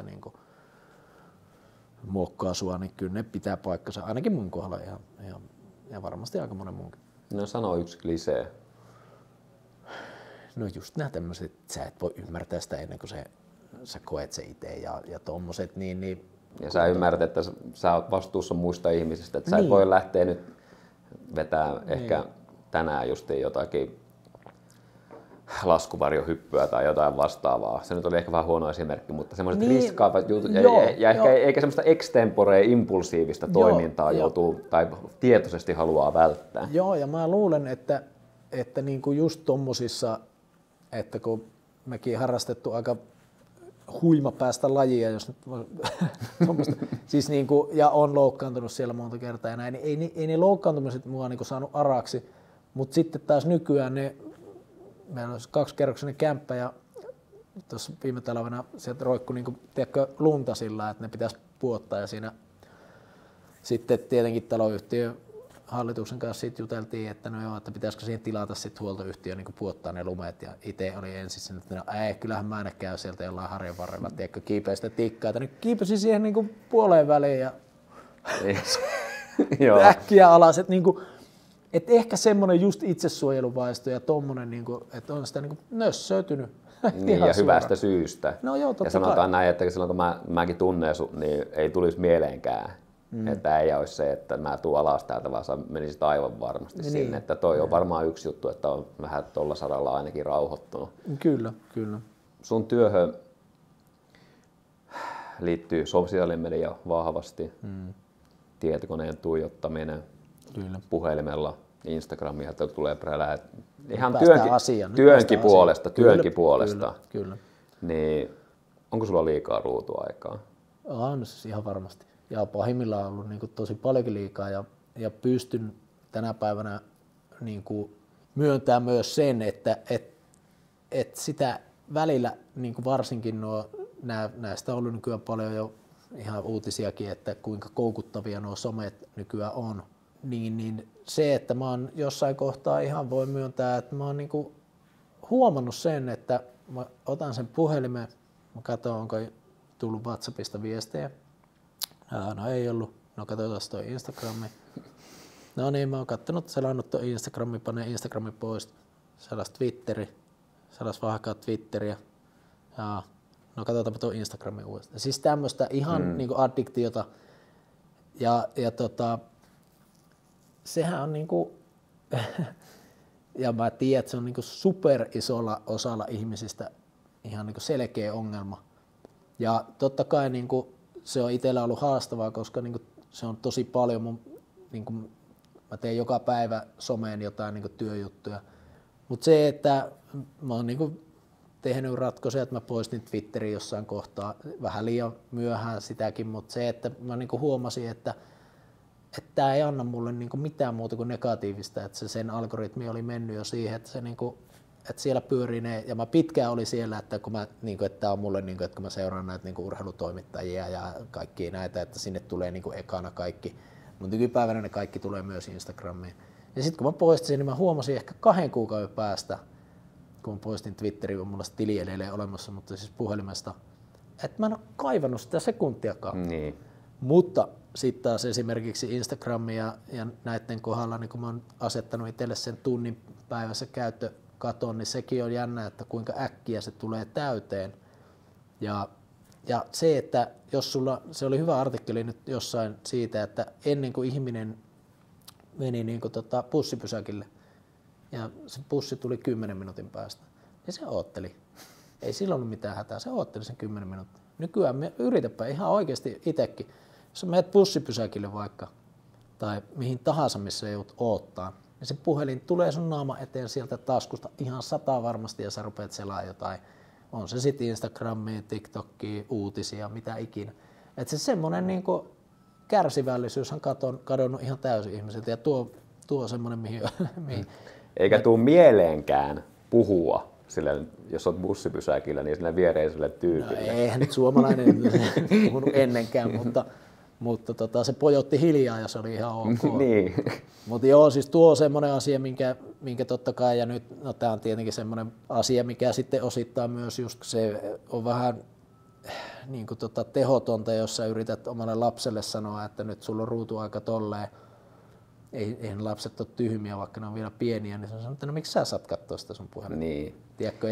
Ja sitten just se, että kun joskus, no joo, joskus totta kai yrittäjä on töissä iltaisinkin ja muuta tämmöistä, tuohonkin pystyisi, niin kuin varmasti joku sanoo, että no voit sä organisoida ennen sun päivässä paremmin, ja sekin on totta, ja pitäisi itse pystyä, ja on sitäkin yrittänyt paremmaksi, mutta siis se, että kun se lapsi sanoo sieltä, että isi, paa puhelin pois, niin kyllä se särähtää vähän jos vaimo sanoo, että viititkö panna sen puhelimen pois ja sulla on joku työviesti, niin se alkaa vituttaa, sä sanot, että vittu sä itsekin katsot sitä puhelinta. Mutta sitten kun se tulee sieltä lapselta, niin se on silleen, että totta. Niin. Se huomio, mistä tässä ollaan puhuttu. Niin, kyllä. Ja eikä se varmaan, eihän lapset, nehän koko ajan sitä ympäristöä skannaa siellä, että vaikka sä yrität olla vähän nurkan takana hiplaamassa sitä puhelinta, niin kyllä se sieltä varmasti jotenkin aistii. Ja tuohon pakko sanoa vielä, että se niin lapsista huomaa tosi selvästi, kun meilläkin 8-vuotias on tuo vanhempi lapsi, niin sillä totta kai on jo vielä, tai siis on jo puhelin. Niin sitten just se, että jos se on sitä ruutua katsellut, niin kyllä niin tosi helposti huomaa sillain, että sitten kun sille sanotaan, että nyt se pois, niin se on ärtynyt. Ja lapsihan on aidompi, ihminen siis aikuinenhan ei sitä niin kuin välttämättä niin selkeästi näytä, mutta kyllä sen huomaa itsestä ja vaimosta ja niin kuin, että kyllä se vaan niin kuin aiheuttaa ärtymystä se aivoille ylikuormaa. Ja siinä jonkun artikkelin nyt tosiaan luin tässä, niin se on tosi silleen niin kuin simppeleitä, että heti niin kuin tajus sen, että jos sä käytät sun kaikki niin kuin vaikka tauot siihen, että sä paat sun aivoille lisää jotain ärsykettä, niin eihän sun aivot lepää koskaan. Ja sen on, niin kuin, mä siis voin ihan rehellisesti myöntää, että mä oon huomannut sen välillä tosi niin kuin selvästi sen, että mun aivot käy ihan helvetinmoisella ylikierroksilla ja se kyllä aiheuttaa todella niin kuin huonoja oloja. Niin ja siis plus tuossa on se, että tämän podcastin nimi on Huomio, niin jos sulla on some, TV, kaikki tällä tavalla, se on semmoista niin kuin, se on semmoinen multitäskäys helvetti, että sä periaatteessa sitten niin kiinnitä huomiota yhtään mihinkään. Just näin, että sä oot niin ihan jossakin semmoisessa kuplassa ulkona kaikesta. Kyllä. Ja sitten kun sä napsaat sieltä ulos, niin sulla ei jäänyt mitään käteen siitä. Mutta oikein on semmoinen just, että silloin jos niin kuin nyt kun itse on niin kuin havainnut sen, niin se ärsyttää ja niin kuin tavallaan ärsyttää se, että jos mä vaikka alan katsoa leffaa niin kuin kotona, ja mä uskon, että aika helvetin moni on senkin kokenut, että ne katsoo sitä vartia ja ne katsoo, että onkohan sen puhelimeen tullut mitään. Kun taas niin kuin... Ja eikä varmasti edes tietoisesti, vaan se käsi vaan menee kyllä. sinne. Ja sitten se huomaat, että helvetti, mihin mun huomio katosi taas tästäkin, niin kuin, että miten mä en pysty keskittyä yhteen asiaan. Ja sitten tästäkin sitä, että se multitaskääminenhän niin kuin pahimmillaan ihan oikeasti, niin että se vaan niin kuin heikentää sun työtasoa, eli tehoa. Niin. Eli se et oikein tee mitään kunnolla. Näinhän se on. Ja se aivot vaatii hirveästi työtä siirtyä toiseen tehtävään ja takaisin. Ja sitten, mikä on yksi juttu tuossa, niin kun sulla ei ole tosiaan huomioasioissa räplää tällä tavalla puhelinta, vaikka kun sä katsot elokuvaa, tai vaikka kun sä juttelet sun vaimolle, niin et sä kuule ja rekisteröi, mitä sulle sanotaan. Ja muisti. Vaimo sanoo sulle, että me puhuttiin tästä eilen. Niin. Miten niin? Kyllä. Että siis se on tosi paha. Ja mä itse havahduin tuohon jo puolisen vuotta sitten, kun mä oikeasti revin sitä puhelinta siitä sohvapöydältä ihan silleen, että mulla ei ollut mitään siis tietoista ajatusta edes silleen, että mä tarvitsen sitä puhelimen. Niin mä oon tehnyt silleen, että mun pitää olla aina joku syy. Ja jos mä huomaan, että mulla on puhelin kädessä, niin mä kysyin itse, että miksi tää on kädessä. Ja se on niin jeesannut paljon, että mä käytän sitä puhelinta vaan silloin, kun sillä on oikeasti jotakin merkitystä mun elämään. Tai mä saa sitä jotain infoa tai jotain järkevää. Kyllä, se on ihan niin kuin, no noi on just semmosia, että jos sä alat kiinnittää huomiota siihen, että kuinka usein se sun käsi menee siihen puhelimelle. Se mun mielestä puhelin pystyy laskemaan niin nostojen määrät tai joku, niin kuin, että monesti sä nostat sen. Niin minusta joku sitten selitti, että sä ihan sairas kuin monta niin kuin kertaa sä nostat sen puhelimen tähän näin. Niin, mutta ne on jo semmosia, jotka on tavallaan salakavalasti, koska siellä on tullut paljon hyvää uutta niin kuin teknologiaa ja mahdollistanut tosi paljon kaikkea meille. Niin kuin just tämä, että kuvien ottamiset ja nämä sosiaalisessa mediassa on paljon hyviä juttuja. Se, että sä pystyt niin kuin seuraa, mitä sun kaverit tekee ja näin. On siellä kyllä tullut paljon semmoista, mitä näen tämmöisenä keski-ikäisenä perheisinä, niin on myös huolissaan sekä oma jaksamisen ja lasten sitten ton tulevaisuuden kanssa. Ja sitähän tässä on miettinyt, että miten nuo niin kuin lapset, kun ne on niin kuin kasvanut tähän, silloin kun me oltiin lapsia, niin ei ollut että tämä maailma on muuttunut tässä meidän eliniän aikana niin paljon, ja totta kai se tulee muuttua heidänkin eliniän aikana, mutta se just, että kun tavallaan muistaa sen ajan, niin nyt tietenkin tulee se klassinen ennen kaikki oli paremmin, vaikka oikeasti ennen ei ollut kaikki paremmin. Mutta se, että tietyllä tavalla on alkanut kaipaa sitä, että ei ole mitään ylimääräistä häiriötä siinä. Mutta se vaatii ihan rehellisesti, voin ainakin itse sanoa, että vaatii myös todella paljon huomiota, että sä saat ne tämmöiset niin kuin jo tavaksi tulleet pakkomielteet niin kuin muutettua. Mutta sä mainitsit tuossa, että sosiaalisessa mediassa on semmoisia hyviä puolia, että sä näet mitä muut hommailee ja tälleen näin. Mutta siis mun henkilökohtainen mielipide, että sehän on ihan tyhjää informaatiota. No aika usein kyllä. Koska ehkä sä muistutat, että toikin ihminen on olemassa siinä mielessä. Niin, mutta no sitten muistuttaa ja sitten sä otat sen puhelimen käteen ja soitat tai sovit lounaa. Mutta okei, mulla on vähän tommonen vanhan liiton ajattelumalli tossa, mutta niin esimerkiksi tää keskustelu, niin meillä on tässä ollaan nähty ja käyty lounaalla, niin se on mun mielestä sitä, mitä ihminen kuitenkin jollakin tavalla tarvii, semmoista niinkö yhteyttä ja ja sitten toi sosiaalinen media, puhelin ja niin se on aika kaukana sitten kuitenkin siitä.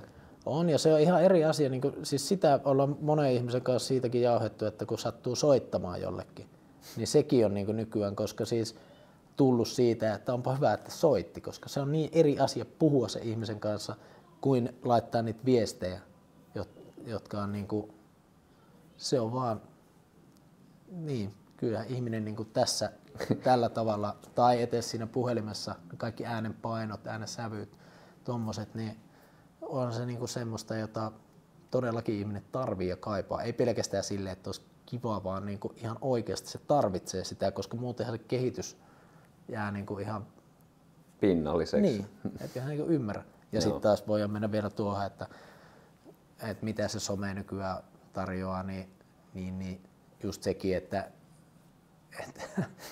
eihän se mun Instagrami, jos sä katsot mun Instagramia nykyään, niin sä luulet, että mä teen muuta kuin golfaa. Niin kuin, teekö sä jotain muuta? Se oli vitsi. Se just, että se mutta on vaan jännä. Ihmiset tekee oletuksia siitä. Ja siis mä voin itsekin myöntää, että se on niinku alitajuisesti vahingossa niinku tullut, että no sitähän sä oot hommannut. Sitten mä oon itse asiassa tehnyt niinku helvetisti muutakin, että mä oon postannut tuohon Instagramiin 3 kuvaa tuon kuukauden aikana ja ne nyt sattuu olemaan tuosta meidän taloprojektista. Niin joo, totta, aivan. Siis silleen, että kyllähän se helposti, niinku vaikka sä tietäisitkin tämän kaiken ja oisit niinku itsekin ton homman parissa tekee töitäkin ja näin, niin kyllä se vaan silti salakavalasti pääsee aina välillä yllättämään.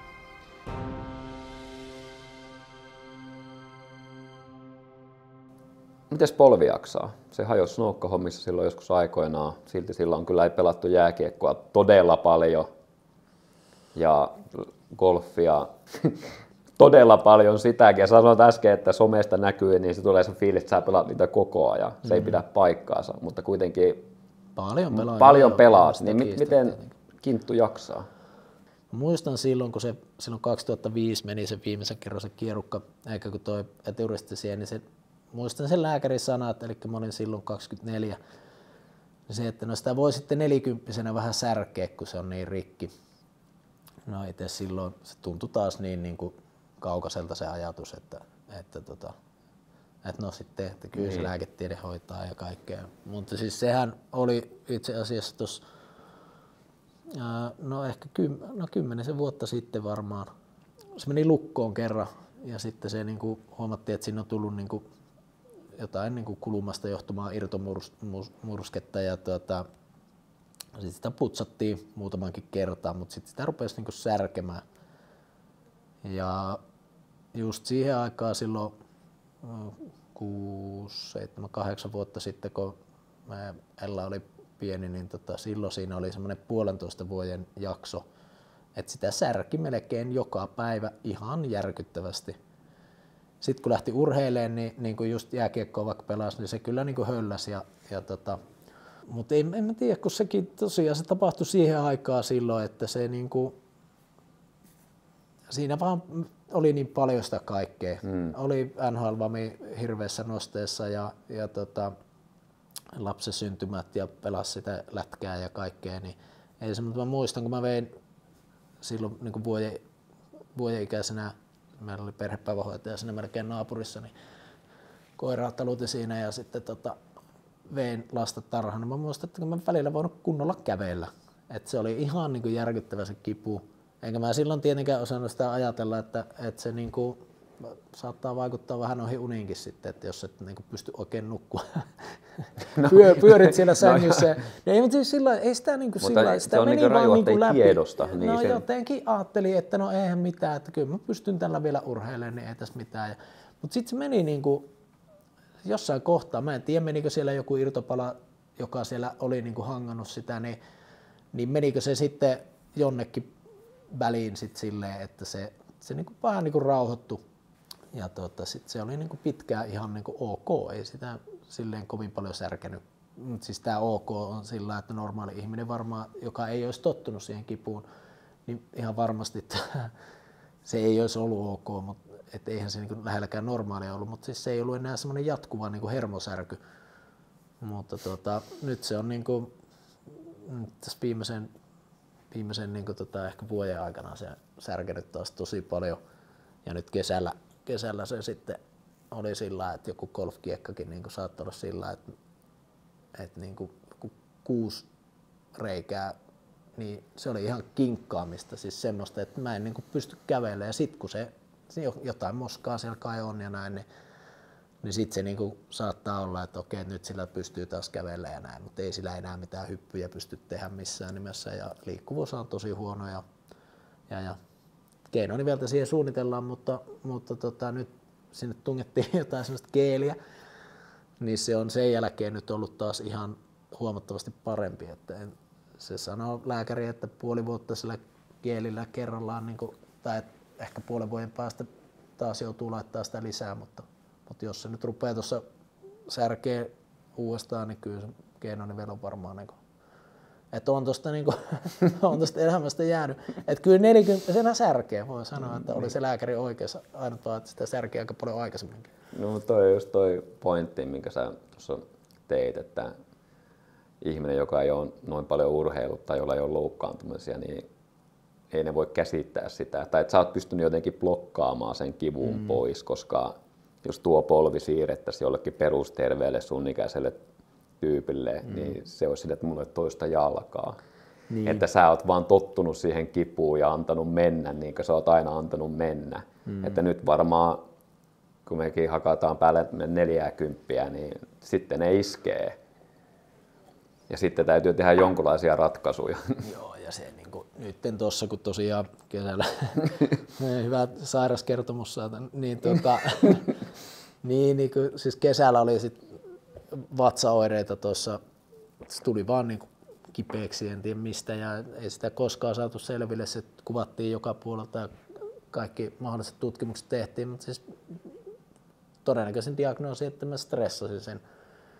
Että tuossa viimeiset pari vuotta tuli tehtyä vähän liikaa, ehkä liikaakin niin kuin eri projekteja oli koko ajan päällekkäin ja sitten siihen kaikki muu, niin, ja ehkä se, mistä justiin, että kun ei just tämmöinen, niin kuin, että kun itse ei ole koskaan ollut hirveän semmoinen niin kuin järjestelmällinen, kontrolloiva ja näin, niin mulla on niin kuin, töissäkin on liian paljon asioita sit niin kuin pään sisällä vaan ja omassa muistissa, että sitä on saanut kyllä harjoitella tosi paljon ja on se nyt onnistunutkin ihan hyvin, niin, että niin kuin jokainen asia laitetaan ylös ja näin, niin mutta se kaikki stressi ja sitten nyt oikeastaan niin kuin huomasi, kun se meni tosi kipeäksi tuo polvi ja sitten kun se saatiin nyt sen geeliavulla semmoiseksi, että se oli niin kuin muutamana päivänä jopa, ja liikkuvuus ei parantunut, mutta siis se, että se ei niin kuin särkenyt yhtään, niin ymmärsi sen, että okei, että se niin kuin oikeasti on varmaan rassannut aika paljon. Tiedätkö, että jos sua koko ajan jollain piikillä painettaisiin tuonne, niin kyllähän se rupeaa kupolinkin vaikuttaa. Mä itse asiassa tiedän näitä ihan hyvin, että niin, mä elän joka päivä näiden asioiden kanssa, kyllä. Mutta sitä se on hyvä, kun sä avaat sitä. Että no, mutta sehän tässä on niinku hullunta, että kuinka pitkälle on pitänyt tulla ennen kuin sitten havahtuu siihen, että okei, toikin asia muuten, niinku, tai nämä kaikki yhdessä, niin että loputtomiin ei jaksakaan. Ja nyt on ollut sillä lailla, niin kuin sanoin tuossa ihan alussa, että on ollut hyvä drive tässä nyt, niin se on osittain myös paljon siitä, että on niinku, ja tietenkin nämähän ei ole mitenkään tämän viimeisen viikon aikana, että näitähän nyt niinku, että esimerkiksi Twitterin mä poistin kohta vuosi sitten ja näin, että onhan tässä niinku pitkän aikavälin aikana näitä opetellut näitä uusia toimintamalleja ja muuta, mutta siis sekin just, että niinku sen ymmärtäminen, että kuinka paljon joku tommonen, että sun niinku jalkaa särkee joka päivä ja se vaikuttaa sun uneen, niin kuinka paljon se vaikuttaa sun energiatasoihin, kuinka paljon se vaikuttaa siihen, että sä oot vaikka niinku ärtynyt. Niin, että jännä, että kuinka pitkälle tavallaan pitänyt tulla. Että tässä ehkä tulee ne mun huonot puolet sitten. Että okei, se on varmaan hyvä puoli, että painaa uskoo omiin juttuihin täysiä, mutta sitten taas se, että sä et ymmärrä, että välillä niin pitäisi pysähtyäkin. Niin se unen tärkeys, varsinkin kun me ikää tulee, niin sehän korostuu. Kyllä. Eikä me jakseta enää, mä puhun nyt mutta siis yleisesti 40 ei sitä jaksa samalla tavalla enää sportata kuin 20-vuotiaana. Ja sitten se ajanhallintakysymys on aika suuri, että miten sä oikeasti organisoit sun ajan, koska ei sitä voi enää poukkoilla sinne tänne. Ei. Minkä sä niin voi, mutta lopputulema on sitten mikä on. Niin, kyllä. Minkä sä näkisit niin suurimpana haasteena, niin kuin, että sä nyt saat pyöritettyä sun firmaa, perhettä ja koko elämää ja että kaikki menisi hemmetin hyvin seuraavat 10 vuotta, niin mitkä sä näet, että on semmoiset pahimmat jutut, mihin sun pitäisi vähän niin tarttua ja parantaa niitä? Just toi, että pitää oppia ja on tätä, niin kuin sanoin, että tämä prosessi on jo käynnissä itsellä, niin oppia just tuo ajankäyttö ja just se, että ei lähde mukaan semmoisia, osaa sanoa ei, että mä en nyt tommoseen juttuun lähde mukaan, en ehdi niin kuin illanviettoon tai en ota tuommoista työprojektia vastaan ja tähän asti onneksi on ollut semmoinen tilanne, että on pystynytkin niin kuin sanoa joillekin jutuille ei, että on voinut saanut näitä omia projekteja rakentaa ja ne on niin kuin tuottanut sen verran, että ei tarvitse sitten niin olla myymästä, hei ostakaa mainosvideo multa tai näin. Voi olla, että sekin päivä koettaa, että tarvii tehdä niin ja se on siihen pitää pystyä mukautumaan, mutta semmoinen just, että kotona harjoiteltu sitä, että kun tullaan, niin että jossain kohtaa puhelimet kaikilta pois, niin että se on myös kaikilta pois. Se huomio pysyy niissä jutuissa, mitä tekee. Ja se, mikä on muuten golfissa hyvä, että kun olet sen 4 tuntia siellä kiekalla, niin tosi harvoin tulee siinä kesken kiekan katsottua sitten vaikka WhatsAppia, että onko sinne tullut mitään. Ja sen virheen, ja sitä on niin kuin hyvä, koska siellä oppii sekä itsestään myös, tietenkin golfihan on todella raaka laji, niin kuin tiedät, mutta se, että jos sä satut erehyt sen golfkiekan aikana katsoa, niin kuin mä oon joskus tehnyt, mä katson vaikka työsähköpostin tai niin kuin jonkun niin kuin viestejä, ja siellä tuleekin joku semmoinen työviesti, joka vähän niin kuin pistää, että ei perhana, tää on nyt vaatii jotain, mutta et sä sen kiekan aikana sille mitään pysty tehdä, ja se loppukiekka ihan farssi, ei tule mitään. Toi on uskomattoman tosi hyvä pointti, että siis kuinka sä voit, vaikka jos sä heräät aamulla, ja sä otat puhelimen käteen saman tien ja sä näet sille jonkun negatiivisen jutun, niin se voi pilata vaikka sun koko päivä. Kyllä.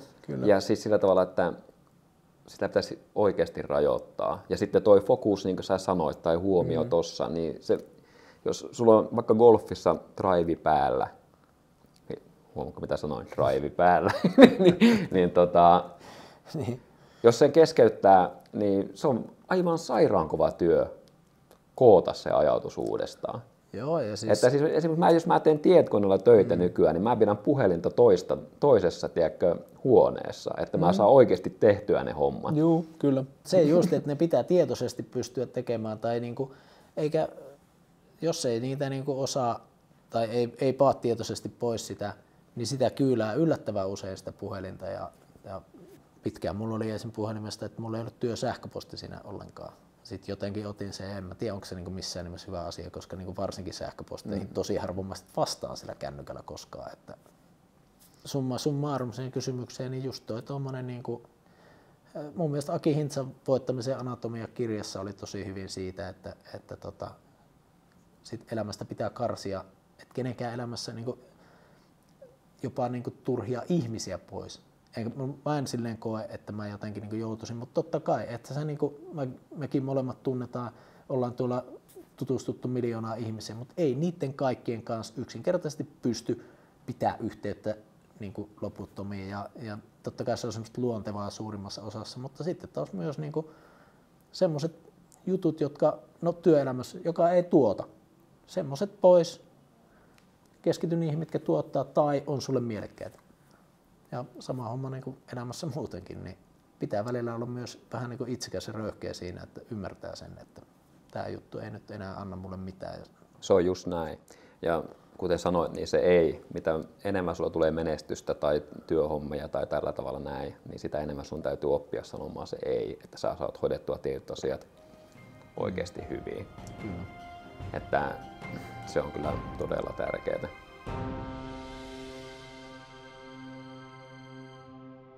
Vitsi, meillä olisi niin paljon hyviä muistoja ja hyviä tarinoita tuolta kaikkia, mitä vois jauhaa yhteisiltä ajoilta ja totta kai näitä kaikkia muitakin. Mutta ehkä me voidaan käyttää tämä opetuksena tästä jaksosta, että me voidaan muistella ja puhua niistä hienoista muistoista keskenään ja makustella niitä. Ja se on oikeasti tosi hienoa hommaa. Ja se on nykymaailmassa aika harvinaista, että istutaan alas ilman häiriötekijöitä. Puhutaan niistä vanhoista hyvistä muistoista, mutta myös tulevaisuudesta, nykyhetkestä ja ongelmista. Että annetaan se huomio sille ystävälle tai partnerille.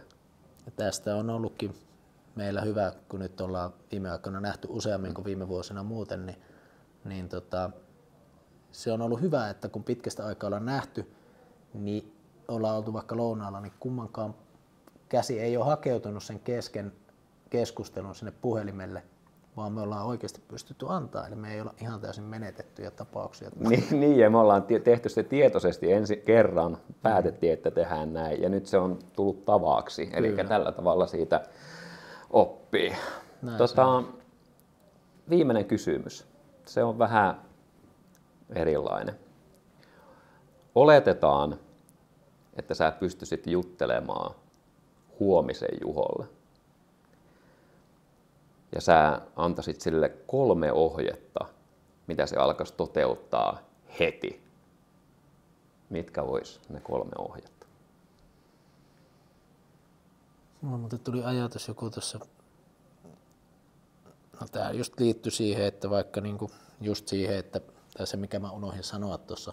Huomaatko, mä vaan jatkan tätä juttua. Niin se, että vaikka nyt on niinku tämmöinen olo, että nyt mulla on niinku freshi olo ja mä tiedän ja näin, niin eihän sitä tiedä niinku miten sitten katsoo vaikka vuoden päästä, niin sitä saattaa ajatella, että oli se kyllä tuossakin taas, mikähän vaihe tuossakin oli menossa. Mutta siis silleen, että ainahan ihminen, kun se katsoo taaksepäin, niin se jälkiviisaana pystyy sitten ajatella. Niin, elämää niin voi ymmärtää vaan taaksepäin, mutta sitä pitää elää eteenpäin. Kyllä. Eli huomisen Juholle 3 neuvoa. Ja mitkä se alkaisi heti tekee, koska me ollaan hyviä neuvoa muita, mutta sitten me itteemme neuvotaan, niin monesti sitä huomaa vuoden päästä, että hemmet ei tullutkaan tehtyä mitään. Mutta tämä huomisen Juho on niin raaka äijä, että se rupeaa tekemään sillä sekunnilla. 3 ohjetta.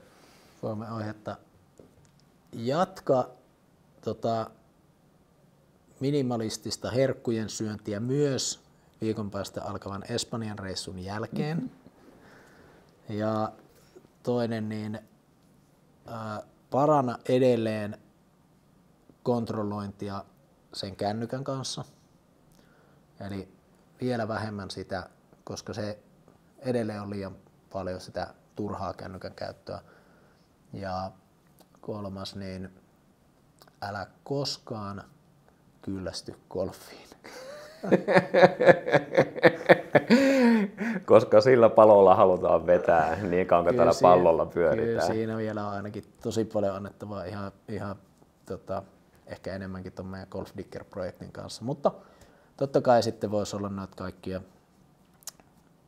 ei mua tarvitse muistuttaa siitä, että ole hyvä isä ja rakasta vaimoa. Että ne nyt luulisi tulevan tuossa ihan muistuttelemattakin. Arvostan, että puhuit noin rehellisesti ja näytit tunteita. Se on hienoa. Ja olen kyllä kiitollinen, että ollaan ystäviä. Kiitti tästä. Kiitos Risto. Erittäin mukava oli tulla ja tunteet tulee kun ne tulee, niitä ei aina pysty pidättämään. Eikä pidäkään. Ei missään nimessä. Ilo olla mukana tässä projektissa. Kiitos.